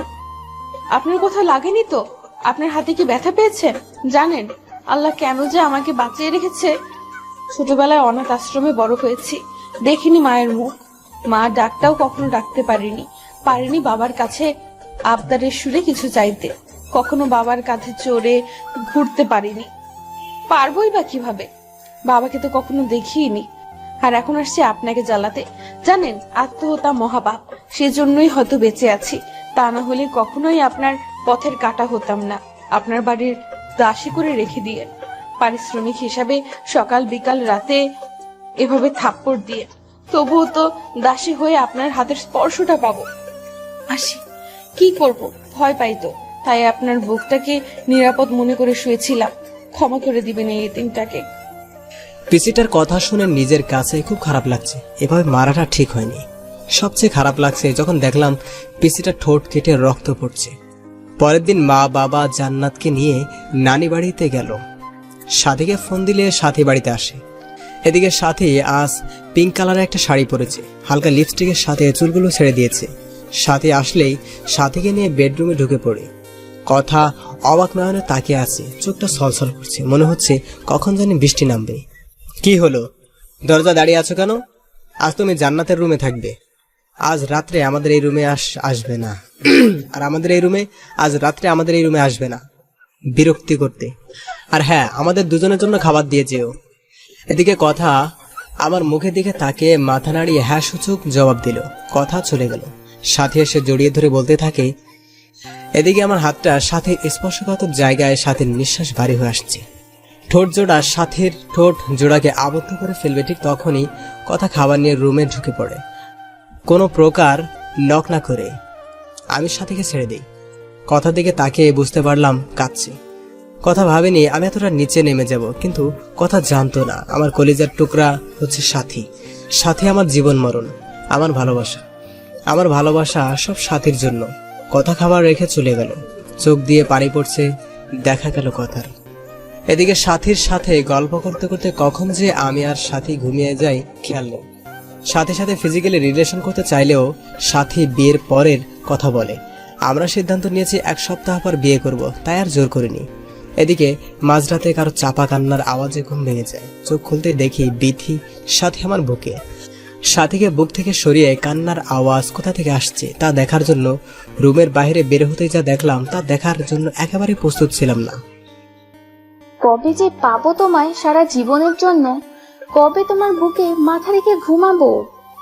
কথা যায় নামাজে বসে আছে, দেখে মনে হচ্ছে মোনাজাত ধরে আছে। মাঝে মাঝে ফুফিয়ে কান্নার আওয়াজ আসছে রুম থেকে। আমি আর একটু কাছে যেতে শুনলাম কথা বলছে, হে আল্লাহ, আমার পরম করুণাময় আল্লাহ তাআলা, তোমার দরবারে 2টি হাত তুলে ধরেছি। আল্লাহ, শুনেছি মাঝরাত নাকি তুমি প্রথম আসমানে এসে বান্দাদের ফরিয়াদ শোনো, শুনবে না?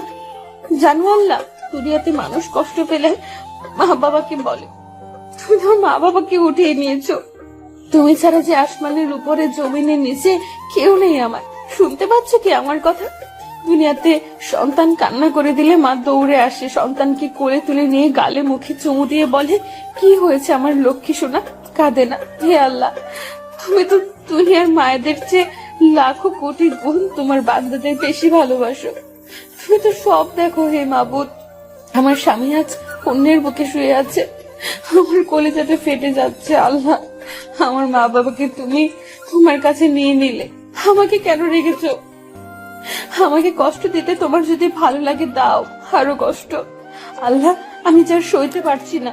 একজন পতিতা নারীও তার স্বামীর ভাগ অন্য কাউকে দিবে না, আর আমি এতটাই অভাগী, জন্ম নেওয়ার পর না পেলাম মা বাবার ভালোবাসা, না পেলাম স্বামীর ভালোবাসা।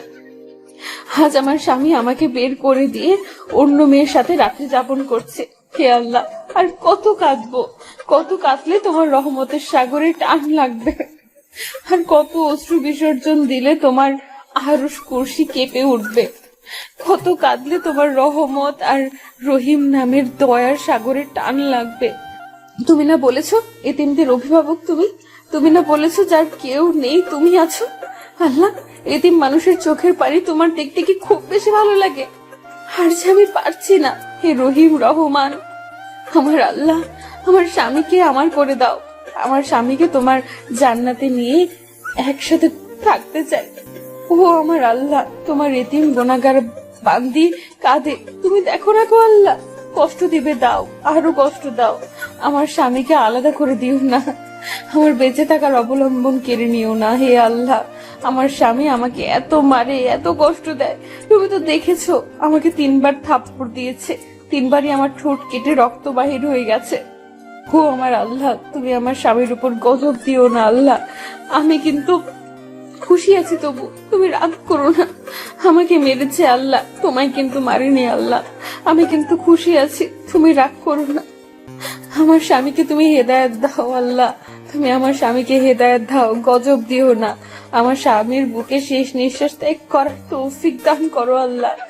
আমি তোমার এতিম গুনাহগার বান্দা এই ফরিয়াদ রেখে তোমার দরবার থেকে হাত নামাচ্ছি আল্লাহ। আমি তোমার এতিম গুনাহগার বান্দা এই ফরিয়াদ রেখে তোমার দরবার থেকে হাত নামাচ্ছি আল্লাহ। আমি এদিকে দরজার ওপাশ থেকে কথার মোনাজাত শুনে নিজের অজান্তে চোখের পানি এসে গেল। পিছন দিকে তাকিয়ে দেখি সাথী। তুমি এখানে? আর আমি সারা বাড়ি তোমাকে খুঁজতেছি। এই তুমি কাঁদছো কেন? কথাটা বলেই সাথী কান্না করে দিয়ে বলল, কখনো আমায় ছেড়ে যাবে না তো? আমি ভয়ানক একটা স্বপ্ন দেখলাম তোমায় নিয়ে। তুমি আমাকে যদি ছেড়ে যাও, তাহলে ফল কাটার ছুরি নিয়ে বলো এটা আমি আমার গলায় চালিয়ে দেব। তুমি আমাকে ছেড়ে যাওয়ার আগে আমাকে খুন করে আমার লাশের উপর দিয়ে যাবে। এদিকে সাথী আমাকে জড়িয়ে ধরে কাঁদতে লাগলো। আমি অনিচ্ছা থাকা সত্ত্বেও সাথীকে বাহু ধরে আবদ্ধ করে নিলাম। সাথী কান্না করতে করতে শার্টটা ভিজিয়ে ফেলছে। সাথীকে ছাড়িয়ে বললাম, ভয় পেও না, তোমাকে ছেড়ে কোথাও যাব না। আমার হাতটা কাঁপছে, আমার চোখে বারবার পিচিটার মায়াবী চেহারাটা ভেসে উঠছে। চোখ দিয়ে নিজের অজান্তেই পানি আসতে লাগলো। কি করব কিছুই বুঝতে পারছি না। জীবনটা এমন কেন? কখনো 1000 বছর বেঁচে থাকার ইচ্ছা জাগায়, আবার কখনো এক মুহূর্তের জন্যও নয়। ওই পারভেজ, তুমি আমার মাথায় ছুঁয়ে প্রমিস করবে না? কখনো আমায় ছেড়ে যাবে না? প্লিজ প্রমিস করো। তোমাকে হারালে সত্যি আমি যে বাঁচবো না, মরে যাব সত্যি। প্লিজ প্রমিস করো, নয়তো ছুরিটা গলায় চালিয়ে দেব। প্লিজ, তুমি যে আমার ভালোবাসা, তুমি যে আমার জীবনের একটা অংশ। এই যে তোমার মাথা ছুঁয়ে প্রমিস করছি, কখনো কোনোদিন তোমায় ছেড়ে যাব না। তুমি যে আমার ভালোবাসা, তুমি যে আমার জীবনের একটি অংশ। প্লিজ মরার কথা বলবে না। আর আমি কাকে নিয়ে বাঁচবো? আচ্ছা পারভেজ, তোমাকে একটা কথা বলি, রাগ করবে না তো? কি বলবে বলো? আমায় একটা পাপ্পি দেবে? আচ্ছা, কাছে এসো। কাছে আসার কথা শুনে সাথী এতটা কাছে এসে পড়লো, সাথীর নিঃশ্বাস আমার মুখে পড়ছে। আমার ইচ্ছা করছে না, তবুও নিজের অজান্তেই সাথীর কপালে ভালোবাসার স্পর্শ রেখে দিলাম। এদিকে সাথী আমাকে ধাক্কা দিয়ে বিছানায় ফেলে দিল। তারপর আর কিচ্ছু মনে নেই, তবে কে যেন দরজাটা চাপিয়ে দিল। হঠাৎ বিছানাটা কাঁপছে। চোখ খুলতেই দেখি ফোন আসছে। ফোনের স্ক্রিনের দিকে তাকিয়ে দেখি হিটলারটার ফোন। আমি ভয়ে ভয়ে ফোন তুলতেই ওপাশ থেকে বলতে লাগলো, কখন থেকে ফোন দিচ্ছি, ফোন ধরা কোনো নামই নেই। কয়টা বাজে, এখনো ঘুমাচ্ছিস? তাড়াতাড়ি এসে গেট খুলে দিয়ে যা। কাম সারছে, সাথী এখনো আমার বুকের উপর শুয়ে আছে।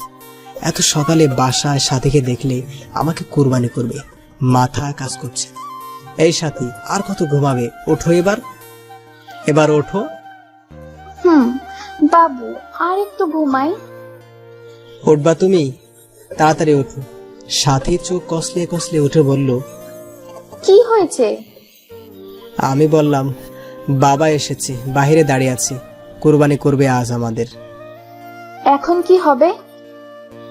যা হবার হবে, বুক থেকে সরো, শাড়িটা পরে নাও। সাথী শাড়িটা ঠিক করে রুমের বাহিরে এলো। আমি ভয়ে ভয়ে বাসার গেট খুলতেই বাবা বলল, গেট খুলতে এত সময় লাগে? আর ওই মেয়ে এখানে কেন? কেন এসেছে এত সকালে? আমি কি বলবো ভেবে পাচ্ছি না, খুব ভয় হচ্ছে। সাথী, তুমি কিছু মনে করো না, পারভেজের বাবা এমন সবকিছু সন্দেহের চোখে দেখে। আন্টি, আমি কিচ্ছু মনে করিনি। আমার তাড়া আছে আজ। এখন তাহলে উঠি, অন্যদিন আবার আসবো। সাথী চলে গেল। কথাকে ছোট্ট করে ধন্যবাদ দিলাম। কথা করুণ দৃষ্টিতে আমার দিকে তাকালো। কথার কলেজে ক্লাস শুরু হয়েছে। কথাকে বাবা কলেজে দিয়ে আসতে বলল। বাবার কথা মতো কথাকে কলেজে নিয়ে যাবার জন্য বের হলে সাথী ফোন দেয় আর বলে কথাকে গাড়ি করে যেন কলেজে পাঠাই। সাথীর কথা মতো তাই করলাম। দুপুরে বসে আছি, হঠাৎ কথার নাম্বার থেকে ফোন আসলো। আমি ফোনটা ধরতেই ওপাশ থেকে অপরিচিত কণ্ঠে কেউ একজন বলল, ফোনটা যার তিনি দুর্ঘটনায় মারা গেছে। লাস্ট ডায়ালে আপনার নাম্বার ছিল। প্লিজ মেয়েটি যদি আপনার পরিচিত হয়ে থাকে তাহলে শেরপুর সরকারি হসপিটালে চলে আসুন। কথাটা শুনে কিছুক্ষণের জন্য পাথর হয়ে গেছিলাম। কি থেকে কি হয়ে গেল। হসপিটালে গিয়ে দেখি মাথাটা কেমন থেতলে গেছে, নাক দিয়ে রক্ত বের হয়ে আছে, মুখটা অনেক মায়াবী লাগছে। আজ কেন জানি বুকটা ফেটে কান্না আসছে। আজ তো আমার সুখের দিন, আমার পথের কাটা দুনিয়া থেকে বিদায় নিয়েছে। তবে কেন এত কষ্ট হচ্ছে, মনে হচ্ছে প্রাণটা দেহ থেকে বের হয়ে যাচ্ছে। হে আল্লাহ, ভালোবাসা পাওয়ার জন্য নিজের স্ত্রীকে খুন করে ফেললাম। কিছুক্ষণ পর বাবা মা আসলো, তারাও কাঁদছে। বাবা সবচেয়ে বেশি কাঁদছে। আজ কথার দাফন, কথার লাশটা কাঁধে নিয়েছি। মনে হচ্ছে কলিজাতে কেউ ছুরি চালিয়ে দিয়েছে। দূরের সাথীকে দাঁড়িয়ে থাকতে দেখলাম, সাথীও আজ কাঁদছে। আকাশ বাতাস আজ কাঁদছে। মনে হচ্ছে কথাকে দাফন করে আসলাম। সাথী আমাকে নির্জনে ডেকে নিয়ে অনেক কান্না করলো, ক্ষমাও চাইলো। সরাসরি আমার পায়ে পড়ে বলতে লাগলো, পারভেজ, আমাদের ভালোবাসার জন্য একটা নিষ্পাপ জীবনকে হত্যা করে ফেললাম। তুমি কিছু অন্যায় করনি, যদিও বা করে থাকো সব তোমার ভালোবাসাকে পাওয়ার জন্য। সাথী চলে গেল। কথার ছায়া মনে হয় প্রতিনিয়ত আমার পাশে ঘুরে। কেমন যেন উদাসীন লাগে। আজকে ভাবলাম সাথীর কাছে যাই, এভাবে আর পারছি না। আজ রাতটা সাথীর সাথে কাটাবো। সাথীকে ফোন দিয়ে না পেয়ে বাসায় গেলাম। বাসায় গিয়ে দেখি দরজা খোলা। আমি সরাসরি সাথীর রুমে চলে গেলাম। সাথীর রুমের কাছে যেতেই দরজার ভেতর থেকে পুরুষের কণ্ঠের আওয়াজ শুনলাম। আমি ভেতরে কি হচ্ছে তা দেখার জন্য জানালার পর্দা দিয়ে রুমের ভেতরে তাকাতেই চমকে উঠলাম। সাথী আর তার ভাই রথক্রিয়ায় ব্যস্ত। হঠাৎ সাথী যা বলল তা শোনার জন্য একেবারেই অপ্রস্তুত ছিলাম। বাবু, কতদিন ধরে আদর করো না, প্লিজ একটু কাছে এসো। আমার বাবুটা কি হট। ইস, আমার বুঝি লজ্জা করে না? ওমা, তাই বুঝি? কোথায় লজ্জা করে? কথাটা বলে কিস করতে লাগলো, আর বলতে লাগলো পাশের রাতে কে আগে জড়ায় ধরছিল। আর আমরা তো স্বামী স্ত্রীর মাঝে আবার কিসের লজ্জা? পৃথিবীর সবাই জানে আমরা ভাই বোন, তবে আমরা দুজন ছাড়া। কথাটা বলে সাথীর ঠোঁট জোড়ার সাথে সজীবের ঠোঁট জোড়া মিলিয়ে দিল। এসব দৃশ্য দেখে আমার পায়ের তলার মাটি সরে যাচ্ছে, চোখ দিয়ে অঝরে পানি ঝরছে, যার জন্য আমার নিষ্পাপ বউকে হারালাম। মন চাইছে কালনাগানিকে খুন করি। কথার মুখটা বারবার চোখের সামনে ভেসে উঠছে। এদিকে সাথী বলতে লাগলো, ওগো শুনছো, আমাদের প্ল্যান সাকসেসফুল হওয়ার পথে। আমাদের পথের কাটা কথাকে গাড়ি চাপা দিয়ে মেরে ফেলেছি। মেয়েটা রাজকে অনেক ভালোবাসতো, কিন্তু আমার অভিনয়ের কাছে সব ভালোবাসা চাপা পড়ে গেছে। আমার বউটা অভিনয় অ্যাওয়ার্ড পাবে। তুমি একদম পারফেক্ট অভিনয় করেছো। সবচেয়ে রেলগাড়ির নিচে চাপা পড়ে মরার প্ল্যানের সাথে সাথে অভিনয়টা একদম সুপারহিট ছিল। দেখতে হবে না বউটা কার? এখন শেষ একটা কাজ হচ্ছে, আমার জন্য পাগল পারভেজকে বিয়ে করে কৌশলে তার সমস্ত সম্পত্তি লিখিয়ে নিয়ে আমার বাবুটাকে নিয়ে আমেরিকা চলে যাওয়া। আর তা এ মাসেই পূরণ হবে। কথাগুলো শুনে বুকটা চিনচিনে ব্যথা করছে। মনে চাচ্ছে দুইটাকে খুন করি। এদের জন্য আমার স্ত্রী কথা আজ পরে, কিন্তু না, এদেরকে এভাবে মারলে ফেসে যাব। তাই কৌশলে আমার স্ত্রীর হত্যার প্রতিশোধ নিতে হবে। আজ বাইক চালাচ্ছি আর কথার কথা খুব ভাবছি। মনে হচ্ছে কথা আমার পাশে বসে শক্ত করে জড়িয়ে ধরে আছে। চোখ দিয়ে নিজের অজান্তেই পানি আসছে। বাড়িতে এসে বাবাকে জড়িয়ে ধরে ছোট বাচ্চার মতো কান্না করে দিলাম। খুব কষ্ট হচ্ছে বাবা। মাথায় হাত বুলিয়ে দিয়ে বলল, আল্লাহর উপর ভরসা রাখো, তিনি সবকিছু ঠিক করে দিবেন। রুমে এসে শুয়ে পড়লাম। চোখ বন্ধ করলেই পিসিটাকে দেখতে পাই। খাইতে গেলেও মনে হয় কে যেন বলছে, তুমি খাবে না? তুমি না খেলে আমিও খাবো না। পারছি না এভাবে আর থাকতে। হঠাৎ ফোনটা বাজছে। ফোনের দিকে তাকিয়ে দেখি কাল নাগিনীটা ফোন দিয়েছে। অনিচ্ছা সত্ত্বেও ফোন ধরলাম। আমার বাবুটা কেমন আছে? আমার বাবুটাকে বড্ড বেশি মিস করছি। বাবুটা একটু আমার সাথে দেখা করবে কি পার্কে? আমার যে বুকটা চিনচিনে ব্যথা করছে। এতগুলা। আর অল্প দিন পরেই আমার বাবুটাকে আপন করে পাবো। প্লিজ এসে পড়ো পার্কে। আমি কালনাগিনীটার ফোনটা কেটে পার্কে চলে গেলাম। পার্কে গিয়ে চুপচাপ পাশে দাঁড়িয়ে আছি। নীল শাড়ি পরেছি, নোংরা শরীরটাকে ঢেকে রেখেছি নীল পোশাকের আড়ালে। যদি কেউ নোংরা মনে করে কার্যকলাপ দেখতে পারেন মনে হয়। কেউ থুতু পর্যন্ত দিত না এই শরীরে। কি হলো বাবু, তোমার পছন্দের শাড়ি পরেছি, কেমন লাগছে বললে না তো? কি বলবো? আচ্ছা বাদ দাও, আমার পথের কাটা তো নেই, চলো না বিয়ে করে নি। তোমাকে ছাড়া রাতগুলো আমার নির্ঘুম কাটে, তুমি যে আমার স্পন্দন। খুব ইচ্ছে করে তোমাকে আপন করে নেওয়ার জন্য। আল্লাহ আমার সেই ইচ্ছা পূরণ করবে না? আমি যে তোমাকে নিজের থেকেও বেশি ভালোবাসি। কথাটা বলার সাথে সাথে ঠাস ঠাস করে চড় বসিয়ে দিলাম। আর সহ্য হচ্ছে না। এই, তুই আমাকে ভালোবাসিস? তাহলে সজীবকে? কি বলছো এইসব? সজীব তো আমার ভাইয়া। যে কেউ দেখে কালনাগিনীটার মায়া করে যাবে, কিন্তু আমি নয়। সি, তোর লজ্জা করে না নিজের স্বামীকে ভাই বলতে, স্বামীকে ভাই বানাতে? আমি সেদিন তোর বাসায় গিয়ে সব দেখেছি আর শুনেছি। তোদের দুটোকে আমি নিজের হাতে খুন করে আমার ফুলের মতো নিষ্পাপ স্ত্রীর হত্যার প্রতিশোধ দিব। তার আগে দেখ ভিডিওটা। যদি সাথীকে বিয়ে না করিস, বলবো সাথীকে বিয়ের প্রবলন দেখিয়ে তার সর্বনাশ করেছিস। আর সাথী অন্তঃসত্ত্বা, তাই বুঝে নে কি করবি তুই। পিছন দিকে তাকাতেই দেখি সজীব মোবাইল ফোনে সাথীর আর আমার হোটেল রুমের ভিডিও এবং বাসার ভিডিও রাখছে। এসব দেখে নিজেকে আর কন্ট্রোল করতে পারছি না। ফোনটা আছাড় দিয়ে ভেঙে ফেললাম। বাবু খুব রাগ করেছো? এমন হাজারো ভিডিও আছে। বাবু রাগ করে না, আগামী সপ্তাহে আমাদের বিয়ে। তুমি কাজী অফিসে এসো, নয়তো থানাতে পাঠাবো বাসর করতে। আমি আর কিছু বলতে পারলাম না। এসব আমার পাপের ফল। বাসায় এসে কথার ছবিটা বুকে নিয়ে কান্না করতে করতে ঘুমিয়ে গেলাম। পরের দিন সকালবেলা টেলিভিশন অন করতেই যা দেখলাম তা দেখার জন্য মোটেও প্রস্তুত ছিলাম না। কারণ খবরে দেখলাম কাল রোড অ্যাক্সিডেন্টে সজীব আর সাথী দুজনেই মারা গিয়েছে। মনে মনে ভাবলাম আল্লাহর বিচার সবচেয়ে বড় বিচার, যার হাত থেকে কারো রেহাই নেই। পরের দিন কথার পছন্দের নীল শার্টটা বের করতে আলমারি খুলে একটা ডায়েরি পেলাম।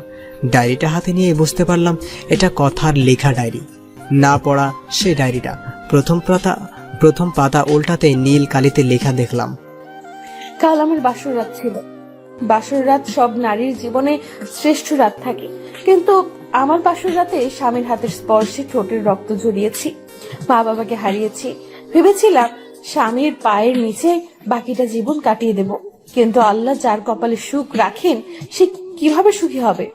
প্রতিদিন মাঝরাতে সবাই যখন ঘুমিয়ে থাকতো, একা ঘুম থেকে উঠে পড়তাম, আল্লাহর কাছে মাঝরাতে স্বামীকে চেয়ে কান্না করতাম। যেদিন আমার স্বামীর সাথে প্রথম যৌন সম্ভ্রম হলো, সেদিন সব কষ্ট ভুলে গিয়েছিলাম। মনে মনে আল্লাহর দরবারে লক্ষ কোটি শুকরিয়া জানিয়েছিলাম আমার বরকে আমার করে দিয়েছে। কিন্তু পরের দিন যখন জন্ম নিয়ন্ত্রণ পিল এনে নিয়ে এসে খেতে বলে, মুহূর্তে পৃথিবীটা উলট পালট হয়ে যায়। বাধ্য করে আমাকে জন্ম নিয়ন্ত্রণ পিল খাওয়ার। আল্লাহর কাছে কত কেঁদেছি সন্তানকে গর্ভধারণ করার জন্য। খুব কষ্ট হতো, বুকের ভেতরটা ফেটে কান্না আসতো যখন দেখলাম আমার স্বামী সাথী নামের মেয়েটার সাথে অবৈধ কাজ করে। নিজে যখন তাদের কুকর্ম ঢেকে রাখার জন্য দরজা টেনে দেই, বাবাকে বলি যে সাথী আমার ফ্রেন্ড, নিজের স্বামীকে বাঁচাতে নিজের ভালোবাসার অধিকার বিসর্জন দিয়েছে।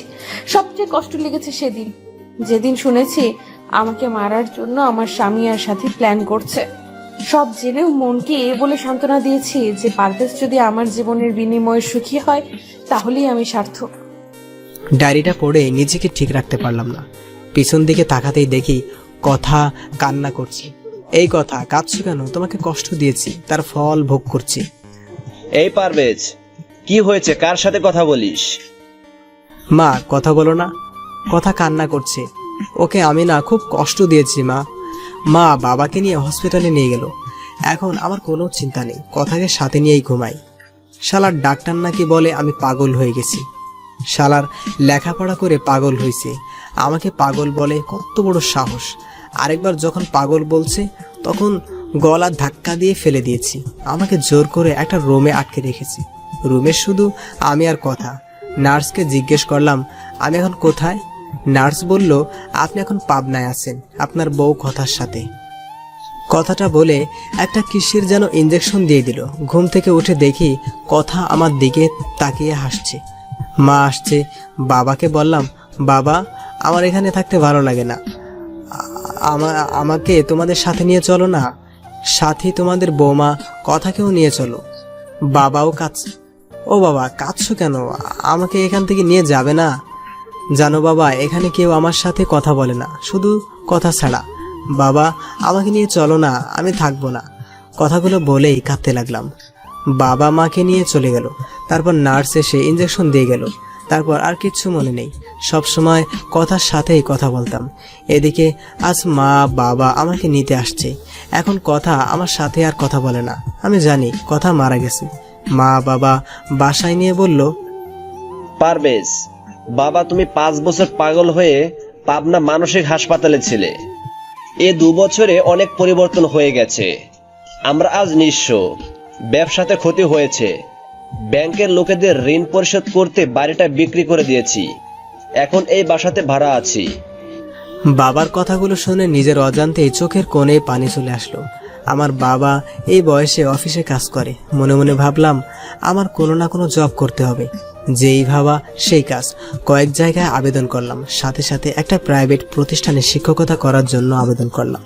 সপ্তাহখানেক পর নোটিশ আসলো, সে প্রতিষ্ঠানে আমাকে জয়েন করতে বলেছে। দিনগুলো ভালোই কাটছিল, কিন্তু প্রতি রাতেই কথার স্মৃতি আমাকে ঘুমাতে দেয় না। কথার সেই দুষ্টামিগুলো আজও আমাকে কাঁদায়। প্রতি রাতে কথার ছবি বুকে নিয়েই ঘুমাই। খুব কষ্ট হয়। মাঝরাতে মোনাজাতে শুধু একটা কথাই বলি, আল্লাহ আমার স্ত্রীকে ভালো রেখো। এদিকে স্কুলে একটা বাচ্চাকে দেখে খুব অবাক হয়ে গেলাম। কি সুন্দর করে হাসে, ঠিক কথার মতো। কি মায়াবী চাহনি, মনে হচ্ছে কথার প্রতিচ্ছবি তার মাঝে দেখতে পাচ্ছি। আমি মেয়েটাকে ডাক দিয়ে বললাম, তোমার নাম কি মামুনি? আসসালামু আলাইকুম। ওয়ালাইকুম সালাম।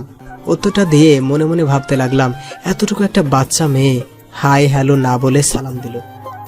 আপনি কি জানেন না, কারোর সাথে কথা বলতে হলে প্রথমে সালাম দিয়ে কথা শুরু করতে হয়? আমার নাম তাসনিয়া কারিমা রাইসা। নামটা শুনে বুকটা কেমন যেন কেঁপে উঠলো। আপনি আমাদের নতুন টিচার? হ্যাঁ মামুনি, আমি তোমাদের নতুন টিচার। এই নাও চকলেট। আমরা আজ থেকে ফ্রেন্ড, কেমন? ফ্রেন্ড। তুমি আমার চকলেট নিলে আমাকে পাপ্পি দিবে না? তুমি এত কিপটে কেন? তোমার সাথে আরি। কান ধরো। কান না ধরে বলবে, রাজকন্যার সাথে আর কোনোদিন অপরাধ করব না। তুমি জানো না রাইসা নামের অর্থ হলো রানী? আমি না তোমার টিচার। টিচারকে কান ধরে বলা লাগে? টিচার না ছাই, তুমি এখন আমার বন্ধু। কিছুক্ষণ আগে চকলেট দিয়ে বন্ধু বানিয়েছি। তোমার টিচারগিরি ক্লাসে দেখাবে। এখন কান ধরো, নইলে ফাইন ধরবো। আমি আর কি বলবো ভেবে পাচ্ছি না। খুব হাসি পাচ্ছে। মেয়েটার চোখের দিকে তাকিয়ে দেখি রাগের লুক নিয়ে তাকিয়ে আছে। কি হলো, আমার কথা বুঝোনি? বন্ধু হলে কেন? বন্ধু হয়েছো যেহেতু কান ধরো, বলো আর এমন অপরাধ হবে না। যদি না কান ধরো তাহলে দাঁত পড়ে যাবে, আর দাঁত পড়ে গেলে বিয়ে হবে না। রাইসার কথা শুনে কান ধরে বললাম, আমার ভুল হয়েছে, আর এমন ভুল হবে না। মেয়েটাকে টান দিয়ে কোলে নিয়ে গালে মুখে চুমু দিয়ে বললাম, মামুনি এখন হয়েছে? বেশ হয়েছে। তুমি সত্যি অনেক ভালো। হঠাৎ পাশ থেকে 10 বছরের মতো একটা মেয়ে এসে বলল, রাইসা, আব্বু চলে এসেছে, চলো, দাঁড়িয়ে আছে। ও আপু, তুমি আমার ফ্রেন্ডের সাথে পরিচয় হয়ে নাও। এই যে স্যার, এটা আপনার আপু রিচি। রিচি আপু, আমার স্যারকে সালাম দাও। আসসালামু আলাইকুম, আমি রিচি। স্যার আজকে আসেন। হঠাৎ দেখি একটা ভদ্রলোক এসে রাইসাকে কোলে নিল। রাইসা বাবাই বাবাই বলে লোকটাকে জড়িয়ে ধরল। লোকটা রাইসা আর রিচিকে নিয়ে গাড়ি করে চলে গেল। মনে মনে ভাবলাম, আজ যদি কথা বেঁচে থাকতো তাহলে আমাদের সন্তানটা ঠিক এতটুকু বড়ই হতো। নিজের অজান্তেই চোখের পাতাটা ভিজে উঠল। কথার চাঁদ মুখটা ভেসে উঠছে স্মৃতিপটে। এদিকে বাসায় এসে দেখি বাবা অসুস্থ। বাবাকে নিয়ে হসপিটালে গেলাম। ডাক্তার রুমে গিয়ে সেই লোকটাকে দেখলাম কেমন বিচলিত ভঙ্গিতে বসে আছে। ডাক্তার লোকটিকে বলল। এদিকে আমি একজন ডাক্তারকে নিয়ে বাবাকে দেখালাম। ডাক্তার বলল, তেমন কিছু না, প্রেশারটা একটু বেড়েছে। বাবার বেড থেকে বের হয়ে পাশের বেডের দিকে তাকাতেই বুকটা কেমন যেন হু হু করে কেঁদে উঠল। কি মায়াবী মুখটা। কেমন যেন অন্ধকারে ঢাকা পড়ে গেছে। মুখে অক্সিজেন মাস্ক লাগানো, মনে হচ্ছে আমার নিজের আপন কেউ। কেন এতটা কষ্ট হচ্ছে মেয়েটাকে দেখে? বুকের ভেতর চিনচিনে ব্যথা করছে। ডাক্তারের রুমে গিয়ে বললাম, মেয়েটার কি হয়েছে? পাশ থেকে লোকটি বলল, কাল স্কুলে আসার সময় গাড়ি দুর্ঘটনা হয়, প্রচুর ব্লাড যায়, মাথায় অনেক আঘাত পেয়েছে। তার মা মেয়ের খবর শুনে অজ্ঞান হয়ে পড়ে আছে। মেয়েটার যদি কিছু হয়ে যায় তার মা বাঁচবে না। যদি এখন রক্ত না পাওয়া যায়, আল্লাহ যে কি করবেন। কথাটা বলেই কেঁদে দিল। এদিকে এক নার্স এসে বলল, স্যার, ঢাকার আশেপাশে প্রায় সব ব্লাড ব্যাংকে খবর নিয়েছি, কিন্তু কোথাও রক্ত পাওয়া গেল না। এদিকে পেশেন্টের অবস্থাও ভালো না, জানি না কি হবে। নার্সের কথাটা শুনে রফিক সাহেব কেঁদে দিলেন। আমার জানি এই কথাগুলো শুনে খুব কষ্ট হচ্ছে। আমি ডাক্তারকে বললাম, ডাক্তার সাহেব, আমি রক্ত দিব, আমার রক্তের গ্রুপ ও নেগেটিভ। ডাক্তার তাড়াহুড়ো করে আমায় নিয়ে শুয়ে দিলেন। 2 ব্যাগ রক্ত নিয়ে রাইসাকে দিল। আমি কিছুক্ষণ শুয়ে থেকে উঠে বাবার কাছে চলে আসলাম। পরের দিন বাবাকে নিয়ে বাসায় ফিরি। হসপিটাল থেকে আসার সময় রাইসার বেডের দিকে তাকিয়ে দেখি একটা মেয়ে রাইসাকে জড়িয়ে ধরে আছে। মনে হচ্ছে এটাই রাইসার মা, কিন্তু মানুষটাকে খুব পরিচিত লাগছে। এক ধ্যানে তাকিয়ে আছে মেয়েটার দিকে। নার্সের কথাটা শুনে রফিক সাহেব কেঁদে দিলেন। আমার জানি এই কথাগুলো শুনে খুব কষ্ট হচ্ছে। আমি ডাক্তারকে বললাম, ডাক্তার সাহেব, আমি রক্ত দিব, আমার রক্তের গ্রুপ ও নেগেটিভ। ডাক্তার তাড়াহুড়ো করে আমায় নিয়ে শুয়ে দিলেন। 2 ব্যাগ রক্ত নিয়ে রাইসাকে দিল। আমি কিছুক্ষণ শুয়ে থেকে উঠে বাবার কাছে চলে আসলাম। পরের দিন বাবাকে নিয়ে বাসায় ফিরি। হসপিটাল থেকে আসার সময় রাইসার বেডের দিকে তাকিয়ে দেখি একটা মেয়ে রাইসাকে জড়িয়ে ধরে আছে। মনে হচ্ছে এটাই রাইসার মা, কিন্তু মানুষটাকে খুব পরিচিত লাগছে। এক ধ্যানে তাকিয়ে আছে মেয়েটার দিকে। কিরে পারভেজ, বাসায় যাবি না? দাঁড়িয়ে পড়লি যে? বাবার কথা শুনে খানিকটা চমকে বললাম, চলো বাবা। বাবাকে নিয়ে বাসায় আসার পর বিছানায় গাটা এলিয়ে দেয়। পরের দিন হঠাৎ কে যেন দরজা নক করছে। আমি দরজাটা খুলতেই আমার মাথাটা ঘুরতে লাগলো, পা দুটো কাঁপছে। কথা, তুমি বেঁচে আছো? হ্যাঁ, বেঁচে আছি। তুমি কি ভেবেছিলে আমি মরে গেছি? যাকে আল্লাহ বাঁচায় তাকে কেউ রক্ষা করতে পারে না। কিন্তু আমি যে স্পষ্ট দেখেছি সেটা তুমি রোড অ্যাক্সিডেন্টে মারা গিয়েছো। তুমি ভুল দেখেছো। তুমি জানো না এই পৃথিবীতে একজন মানুষের ন্যায় আরো 7 জন মানুষ রয়েছে। আচ্ছা বাদ দাও, এই নাও আমার বিয়ের কার্ড। তুমি কিন্তু আসবে, আঙ্কেল আন্টির সাথে জান্নাতকেও নিয়ে আসবে। কথা, আমি তোমাকে ভালোবাসি, বড্ড বেশি ভালোবাসি। আমি আমার ভুল বুঝতে পেরেছি, প্লিজ আমাকে ক্ষমা করে দাও। তোমাকে ছাড়া সত্যি বাঁচবো না, প্লিজ ছেড়ে যেও না আমায়। প্লিজ, আমার বুক থেকে তোমাকে আর কেউ কেড়ে নিতে পারবে না। কান্না করে দিয়ে কথাগুলো বললাম। চোখ থেকে টুপটাপ করে পানি পড়ছে। নিজের অজান্তে কথার হাতটা ধরে ফেললাম। ঠাস ঠাস করে চড় বসিয়ে দিল কথা আমার গালে। হঠাৎ কি যেন পড়ার শব্দে ঘুম ভেঙে গেল। ফ্লোরের দিকে চেয়ে দেখি বুক থেকে কথার ছবিটা পড়ে ভেঙে গিয়েছে, গলাটা শুকিয়ে গেছে। টেবিল থেকে 1 গ্লাস পানি খেয়ে এসে বিছানায় ধপ করে বসে পড়লাম। আমি বুঝতে পারলাম আমি কথাকে নিয়ে বাজে স্বপ্ন দেখছি। কথার মুখটা বারবার ভেসে উঠছে। কয়েকদিন পর স্কুলে গিয়ে দেখি রফিক সাহেব বসে আছে। আপনাকে আজ আপনাদের বাড়িতে দাওয়াত, সন্ধ্যায় আসবেন। আজ আমাদের রাইসার 5ম জন্মবার্ষিকী। রফিক সাহেব কথাটা বলে বাড়ির ঠিকানা দিয়ে চলে গেল। এদিকে সন্ধ্যায় ঠিকানা দেওয়া বাসায় গিয়ে নক দিলাম। একটা কাজের মেয়ে দরজাটা খুলে দিল। বাসাটা খুব সুন্দর করে সাজানো। রাইসা দৌড়ে এসে আমাকে জড়িয়ে ধরলো। খুব সুন্দর লাগছে মেয়েটাকে কোলে নিয়ে গালে মুখে চুমু দিয়ে বুকে জড়িয়ে নিলাম। অজানা এক প্রশান্তি মনে হচ্ছে ছুঁয়ে গেল। বাড়িতে প্রায় আমাদের স্কুলের সব টিচারদের দাওয়াত করা হয়েছে। হঠাৎ সিঁড়ি দিয়ে কাউকে নামতে দেখে থমকে গেলাম। নীল রঙের চশমাটা খুলে মুছে আবার চোখে পড়লাম। বুকের স্পন্দন বেড়ে যাচ্ছে, কারণ এ তো অন্য কেউ না, কথা। এটা কিভাবে সম্ভব? যাকে নিজ হাতে দাফন করেছি, যার চাঁদ মুখটা এখনো ভেসে ওঠে, কিন্তু কথা আবার বেঁচে আছে। কথা দিকে তাকিয়ে পলক ফেলতে পারছি না। নিজের অজান্তেই কথার নাম ধরে ডাকতে গিয়েই গলাটা কেমন যেন ধরে এলো অন্যদিকে। পাশ থেকে কে যেন বলে উঠল, তানিয়া, তোমার শাস্তি এত লেট হয় কেন? কখন থেকে সবাই অপেক্ষা করছে। আমি কিছু ভাবতে পারছি না। এদিকে রফিক সাহেব কথার হাত ধরে নামাচ্ছে। কথার সাথে কয়েকবার চোখাচোখি হয়েছে, কিন্তু কোনো কথা হয়নি। এদিকে রাইসার জন্মদিনে কেক কাটার পর কাঁধে কারো হাতের স্পর্শ পেলাম। পিছন থেকে তাকিয়ে দেখি কথা। আসসালামু আলাইকুম, আমি তানিয়া রিজওয়ান রফিক। ওয়ালাইকুম সালাম, কেমন আছেন? জি ভালো, আপনার কাছে অনেক কৃতজ্ঞ। আপনি আমাদের কলিজার টুকরাকে রক্ত দিয়ে বাঁচিয়েছেন। রাইসার আব্বুর কাছে আপনার কথা শুনেছি। আপনি কি বিয়ে করেছেন? একদিন ম্যাডামকে নিয়ে বেড়াতে আসবেন। আমি কি আর বলবো বুঝতে পারছি না। এটা আমার কথা নয়, কিন্তু মনে হচ্ছে এটাই আমার ভালোবাসার মানুষ, আমার স্ত্রী। কিছু ভাবতে পারছি না, বুকটা ফেটে যাচ্ছে। আসার সময় বাড়ির গেট পর্যন্ত রাইসা আর তার মা এগিয়ে দিয়ে গেল।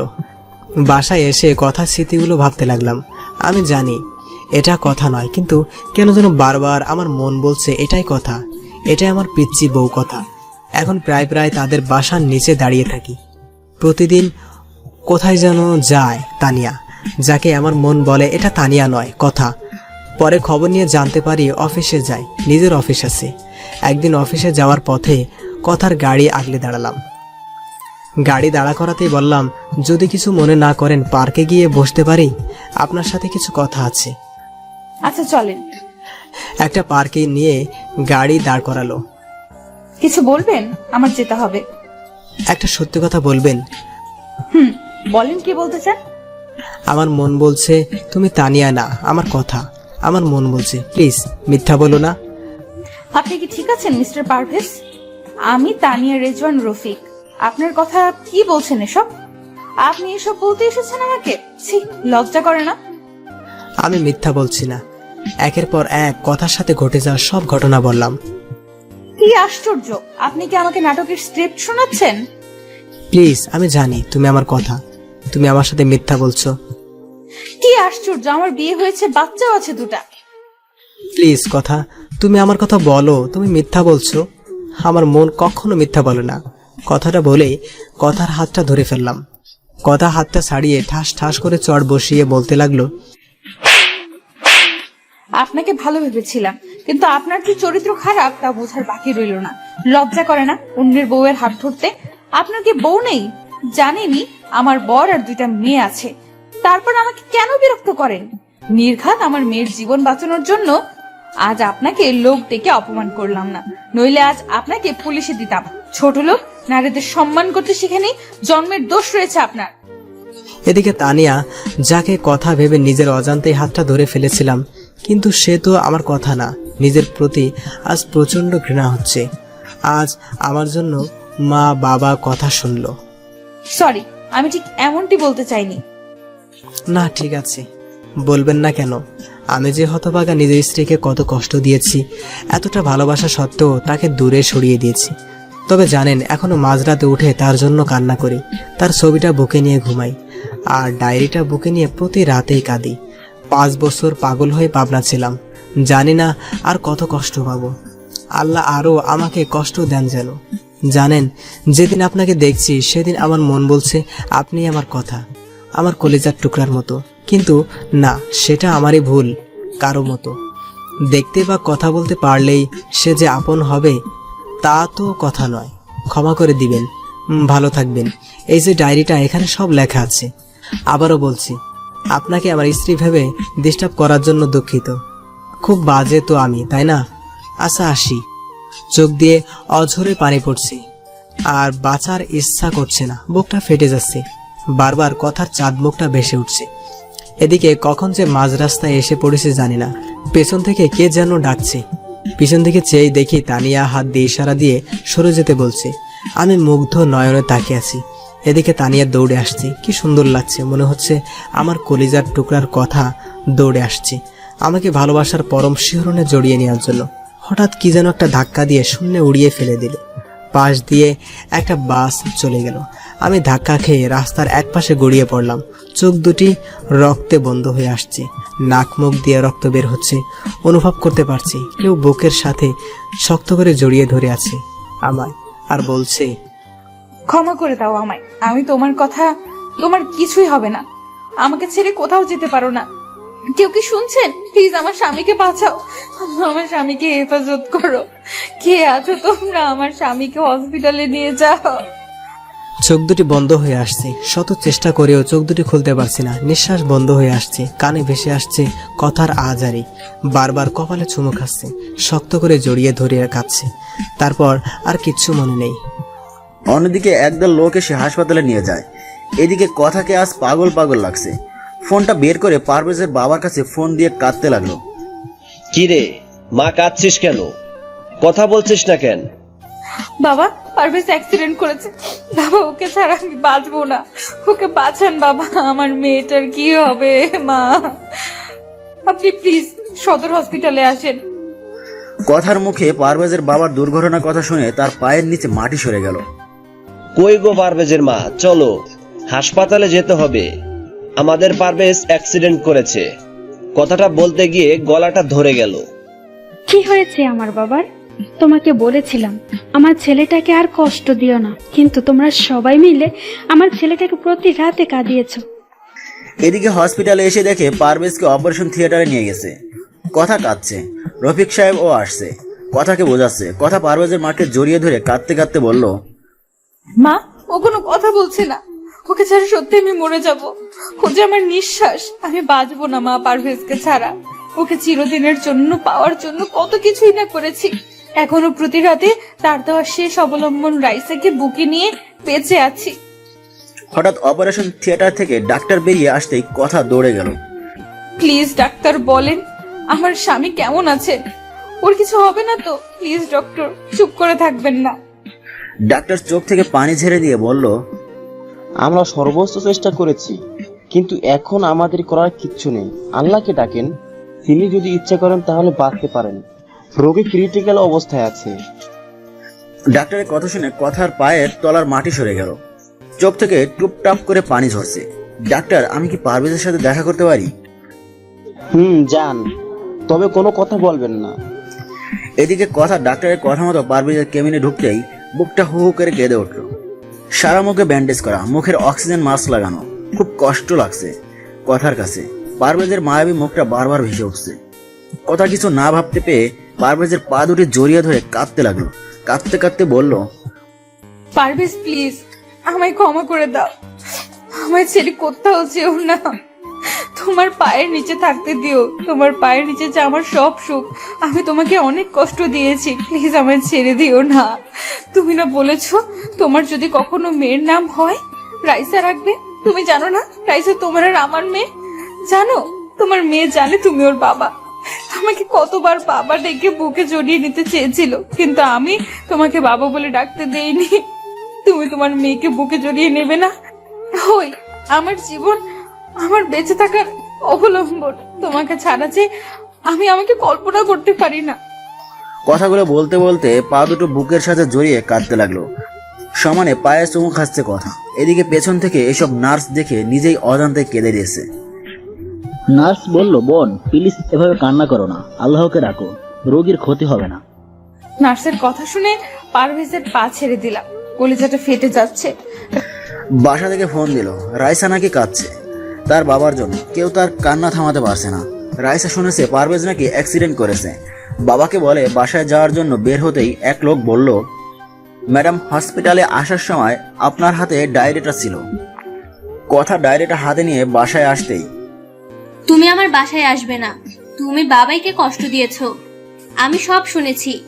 আঙ্কেলকে যখন ফোনে বলেছো যে বাবাই অ্যাক্সিডেন্ট করেছে, তাও তোমার জন্য। তুমি আমাকে বাবা ডাকতে দাওনি। আমার বাবা অনেক ভালো। সেদিন আমার জন্য কান ধরেছিল, আমাকে বুকের সাথে জড়িয়ে ধরেছিল, আমার গালে মুখে পাপ্পি দিয়েছিল। আমি বাবাই ডাকতে চেয়েও বাবা ডাকতে পারিনি, তুমি ডাকতে নিষেধ করেছিলে বলে। ছোটবেলা থেকে বাবার ছবি দেখিয়ে বলেছো ওটা তোর বাবা। যেদিন বাবাইকে প্রথম দেখলাম সেদিন দৌড়ে বাবার কোলে গিয়ে বলতে পারিনি, বাবাই তুমি আমাকে ছেড়ে কোথাও যাবে না। কিন্তু পারিনি। স্কুলে যখন সব ছেলে মেয়েরা বাবার কোলে চড়ে, তাদের বাবা জড়িয়ে ধরে আদর করে, তখন আমি তাদের দিকে চেয়ে থাকি। আমার খুব কষ্ট হতো তখন। রাইসা মামুনি, বাবাই ভালো হয়ে যাবে। মা আমার, তুমি কেঁদো না। তুমি আমায় মা ডাকবে না, তুমি আমার কেউ না।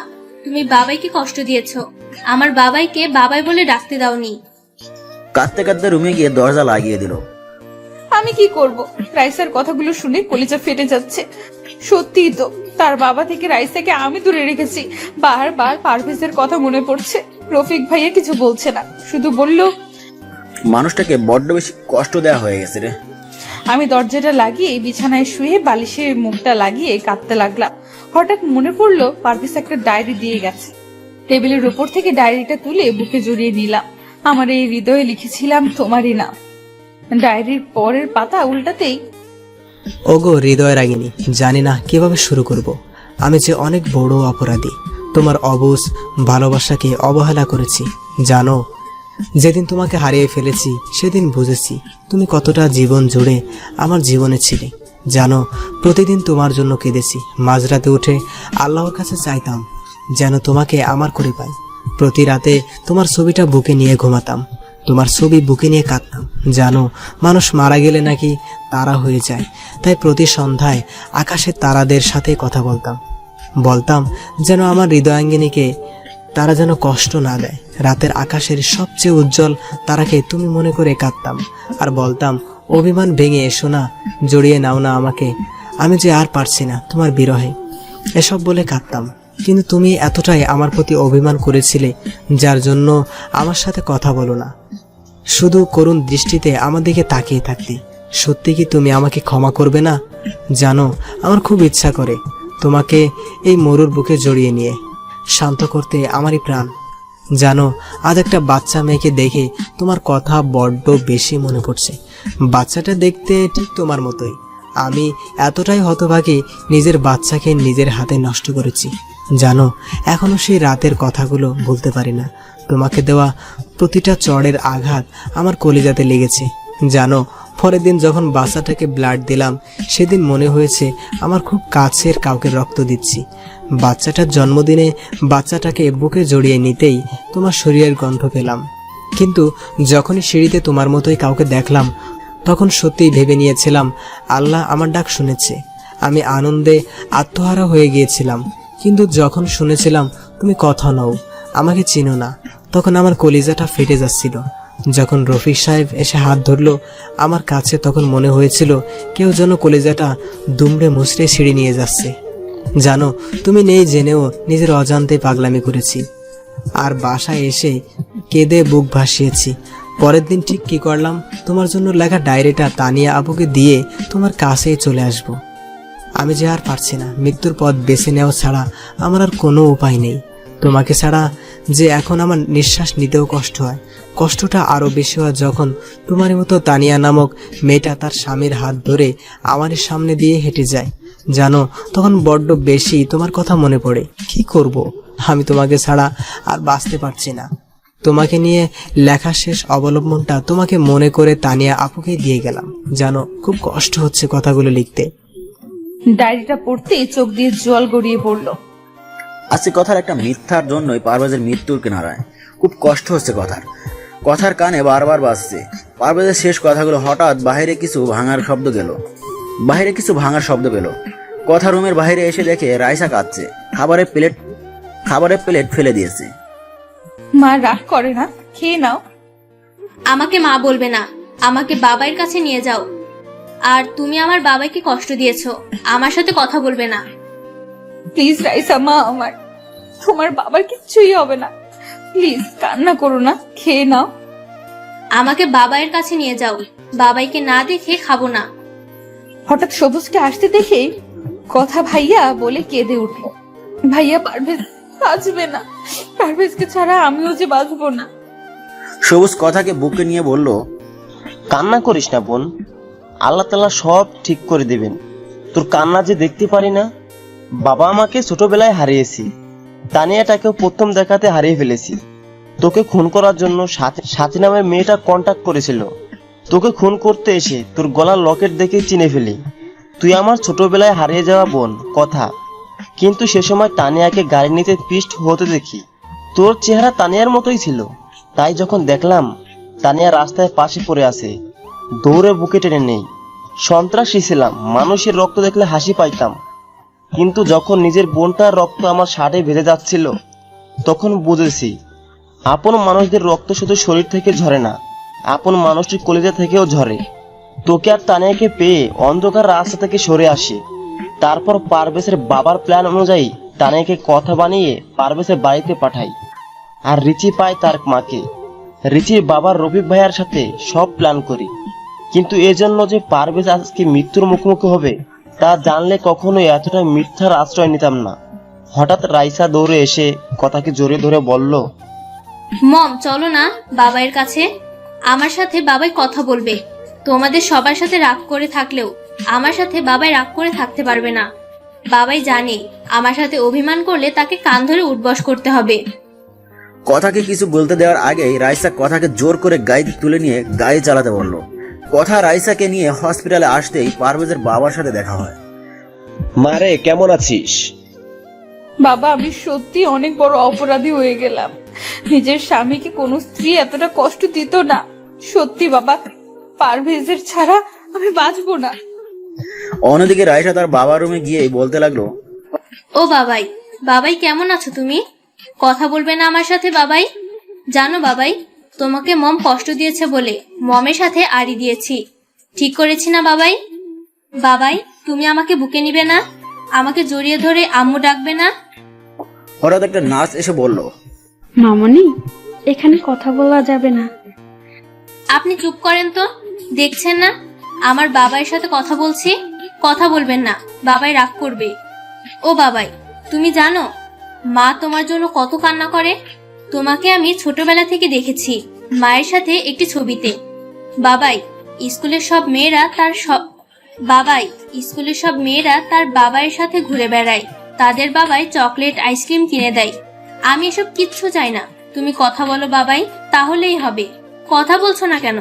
দেখছো না তোমার রাইসা কাঁদছে? প্লিজ বাবা, কথা বলো, আর চুপ করে থেকো না। আমাকে বুকে নাও, তোমার বুকে যেতে খুব ইচ্ছে করছে। ও বাবাই, এত অভিমান কিসের তোমার? মা কাঁদছে বাবাই। বাবা, মা তোমার জন্য রাতে কান্না করে। আমাকে বুকে নিয়ে তোমার নাম বলে ঘুমের ঘরেও কান্না করে। তুমি দেখো দাদু ভাই কাঁদছে। কথা বলবে না আমার সাথে? আমি কিচ্ছু খাইনি, তুমি খাইয়ে দিবে আমায়। তুমি খাইয়ে না দিলে আমি কিন্তু খাবো না। ও বাবা, কথা বলছো না কেন? আমার খুব কষ্ট হচ্ছে বাবাই, আমার বুকের মাঝে ব্যথা করছে বাবাই। কথাগুলো বলছে আর কাঁদছে। এদিকে রাইসার কান্না দেখে সবাই কাঁদছে। কথার সাথে মনে হচ্ছে তার কলেজাটাও ফেটে যাচ্ছে। কিছুক্ষণ পর পারভেজ কেমন জানি করতে লাগলো। ডাক্তার এসে দেখতেই পারভেজ কেমন যেন নড়াচড়া বন্ধ করে দিল। রুম থেকে বের হয়ে ডাক্তার চোখের পানি ছেড়ে দিয়ে বলল, কথাটা শুনেই কথা হসপিটালের ফ্লোরে পড়ে গেল। সবাই কথাকে নিয়ে বেডে শুয়ে দিল। এদিকে সবাই কান্না করছে। রাইসা গিয়ে পারভেজের মাথায় হাত বুলিয়ে দিচ্ছে আর বাবাই বাবাই করে ডাকছে। রাইসার কান্না দেখে সবাই কাঁদছে। পারভেজের স্যালাইন দেওয়া বন্ধ হয়ে গেছে। হঠাৎ ডাক্তার এসে পারভেজের মুখ থেকে অক্সিজেন মাস্ক খুলে দিল। স্যালাইনটা খুলে দিয়ে বলল, পারভেজ আর কোনোদিনও ফিরবে না। যা ভেবেছিলাম তাই হলো। কথা ভাবতে পারছে না পারভেজ মারা গেছে। সবাই কান্না করছে। কথা নিস্তব্ধ হয়ে গেছে। রাইসা কাঁদছে আর বলছে, বাবাই, কথা বলো বাবাই। কথা বলবে না আমার সাথে? বাবাই, তুমি আর আমাকে পাপ্পি দিবে না? আমার না খুব কষ্ট হচ্ছে বাবাই। আল্লাহকে পিচ্ছি বলে আমার চোখে পানি দেখে না। ও আল্লাহ, তুমি তো বলেছো ছোট বাচ্চারা নিষ্পাপ হয়, তাদের কোনো পাপ থাকে না, তাদের কথা অগ্রাহ্য করতে পারো না। ও আল্লাহ, দেখো আমি কাঁদছি। তুমি আমার বাবাইকে বলো আমার সাথে কথা বলতে। তুমি কথা বলতে বললে বাবাই আর চুপ করে থাকতে পারবে না। দেখো তো, বাবাই আমার সাথে অভিমান করেছে। আমাকে কোলে নেয় না, আদর করে না। আমার কষ্ট হয় না বুঝি? বাবাই, ও বাবাই, কথা বলো। মা দেখো, বাবাই কথা বলছে না। বাবাইকে বলো কথা বলতে। আমাদের আর কিছু করার নেই, আপনারা আল্লাহকে ডাকেন। আল্লাহ যদি তাকে স্বয়ং সুস্থ করে দেন। কলিজা ফেটে যাচ্ছে। আজ একটি ভুলের জন্য পারভেজ সারা জীবনের জন্য হারিয়ে গেল কথার জীবন থেকে। মম, বাবাইকে কোথায় নিয়ে যায়? বলো না মা, বাবাইকে সবাই কোথায় নিয়ে যায়? বাবা কি রাগ করেছে তাই নিয়ে যাচ্ছে? বাবা আবার কখন আসবে মা? বলো না মা, আমার বাবাইকে সবাই কোথায় নিয়ে যায়? রাইসার কথা শুনে কথার কষ্টে বুকটা ফেটে যাচ্ছে। রাইসাকে বুকের সাথে শক্ত করে জড়িয়ে ধরেছে কথা। রাইসাকে কি বলবে? সে উত্তর যে কথার জানা নেই। এদিকে পারভেজকে কবরে নামালে কথা আর থাকতে পারে না। দৌড়ে চলে যায় কবরের কাছে গিয়ে বলতে লাগে, আমি আমার স্বামীকে কোথাও যেতে দেব না। তোমরা কেউ আমার স্বামীকে দূরে সরিয়ে দিও না। এদিকে কথা চিল্লানি শুনে পারভেজের বাবা কথাকে গিয়ে বলল, কি হয়েছে মা? তুই কাঁদছিস কেন? বাবা পারভেজকে কবর দিয়ে দিচ্ছে, পারভেজকে প্লিজ কবর দিতে দিয়েন না, ওকে ছাড়া আমি বাঁচবো না বাবা, সত্যি ওকে ছাড়া আমি মারা যাবো। মারে, তুই স্বপ্ন দেখছিস, পারভেজ বেঁচে আছে। ডাক্তার আল্লাহকে ডাকতে বলল। আমি জানি তুই পারভেজকে অনেক ভালোবাসিস, এত কষ্ট দেওয়ার পরও তুই ওকেই ভালোবেসে গিয়েছিস। বাবা পারভেজ কোথায়? পারভেজের বেডে। কথা দৌড়ে পারভেজের বেডে গিয়ে দেখে রাইসা পারভেজের বুকে শুয়ে আছে, মুখে অক্সিজেন মাস্ক লাগানো, শরীরে স্যালাইন আছে। কথা পারভেজের কপালে চুমু দিয়ে পারভেজের পা ধরে কাঁদতে লাগলো। প্লিজ তুমি আমাকে ছেড়ে দেও না, কিভাবে বাঁচবো তোমায় ছাড়া? তুমি যে আমার জীবন, তুমি যে আমার ভালোবাসা। প্লিজ ম্যাডাম, এভাবে কাঁদবেন না, পেশেন্টের সমস্যা হবে, পারলে আল্লাহকে ডাকেন। ঘড়ির দিকে তাকিয়ে দেখে রাত 1টা বাজে। কথা দুরাকাত নফল নামাজ শেষ করে মোনাজাতে দুটি হাত উত্তোলন করতে লাগলো। হে পরম করুণাময় আল্লাহ তাআলা রহিম রহমান, এই যে শেষ রাতে পৃথিবীর সকল মানুষের যখন ঘুমন্ত, এমন সময় তোমার পবিত্র দরবারে দুটি হাত তুলে ধরেছি। ছোটকালেই মা বাবাকে হারিয়েছি, বাবার স্নেহ কি জিনিস কখনোই তা পাইনি মায়ের ভালোবাসা, একমাত্র অবলম্বন স্বামী। আজ আমার স্বামীর জীবন ভিক্ষা চাই তোমার দরবারে। হে আল্লাহ, ফকির এক দরজায় ভিক্ষা না পেলে অন্য দরজায় যায়, আর তুমি ছাড়া তো আমার কোনো দরজা নেই। এই ভিখারিনীকে তুমি খালি হাতে ফিরাইও না। আমি কিছু চাইনি কোনোদিন তোমার দরবারে, কোনোদিনও বলিনি বা অভিযোগ করিনি। মা বাবাকে কেন কেড়ে নিলে? আল্লাহ, তোমার কাছে আমার স্বামীর জীবন ভিক্ষা চাই। আল্লাহ, আমার জীবনের বদলতে হলেও আমার স্বামীকে বাঁচিয়ে দাও। আমার মেয়েকে তুমি বাবা হারা করো না। আল্লাহ, সন্তান কাজের নাকি মা সহ্য করতে পারে না। হো আল্লাহ, তুমি তো দুনিয়ার মায়ের চেয়ে তোমার বান্দা বান্দিকে লক্ষ কোটি গুণ বেশি ভালোবাসো। আল্লাহ, এই নিশিরাতে তুমি কি আমার কথা শুনতে পাচ্ছ না? আমার স্বামীকে সুস্থ করে দাও হে আল্লাহ। আমার বেঁচে থাকার অবলম্বনকে আমার কাছে থেকে দূরে সরিয়ে দিও না। ভোরের আলো পড়তেই কথার ঘুম ভেঙে যায়। কথা দৌড়ে যায় পারভেজের বেডে। কথা গিয়ে দেখে পারভেজের অক্সিজেন মাস্ক খোলা। ডাক্তার এসে বলল, পারভেজ আর ফিরবে না, কথাটা বলেই ডাক্তার চলে গেল। কথা চিল্লায়ে কাঁদছে। না, আমার পারভেজ আমাকে ছেড়ে কোথাও যেতে পারে না। পারভেজের দুটি পা জড়িয়ে ধরে বলতে লাগলো, তুমি আমাকে ছেড়ে যেও না, আমি সত্যি তোমাকে ছাড়া বাঁচবো না। তোমার বুকে যে আমার শেষ ঠিকানা, প্লিজ কথা বলো, চুপ করে থেকো না। কথা পারভেজের পা জড়িয়ে ধরে কাঁদছে। কথা কাঁদতে কাঁদতে কপালে গিয়ে ভালোবাসার স্পর্শ রেখে দিল। এদিকে কে যেন কথাকে শক্ত করে জড়িয়ে ধরলো। কথা চেয়ে দেখে পারভেজ কথাকে শক্ত করে জড়িয়ে ধরেছে।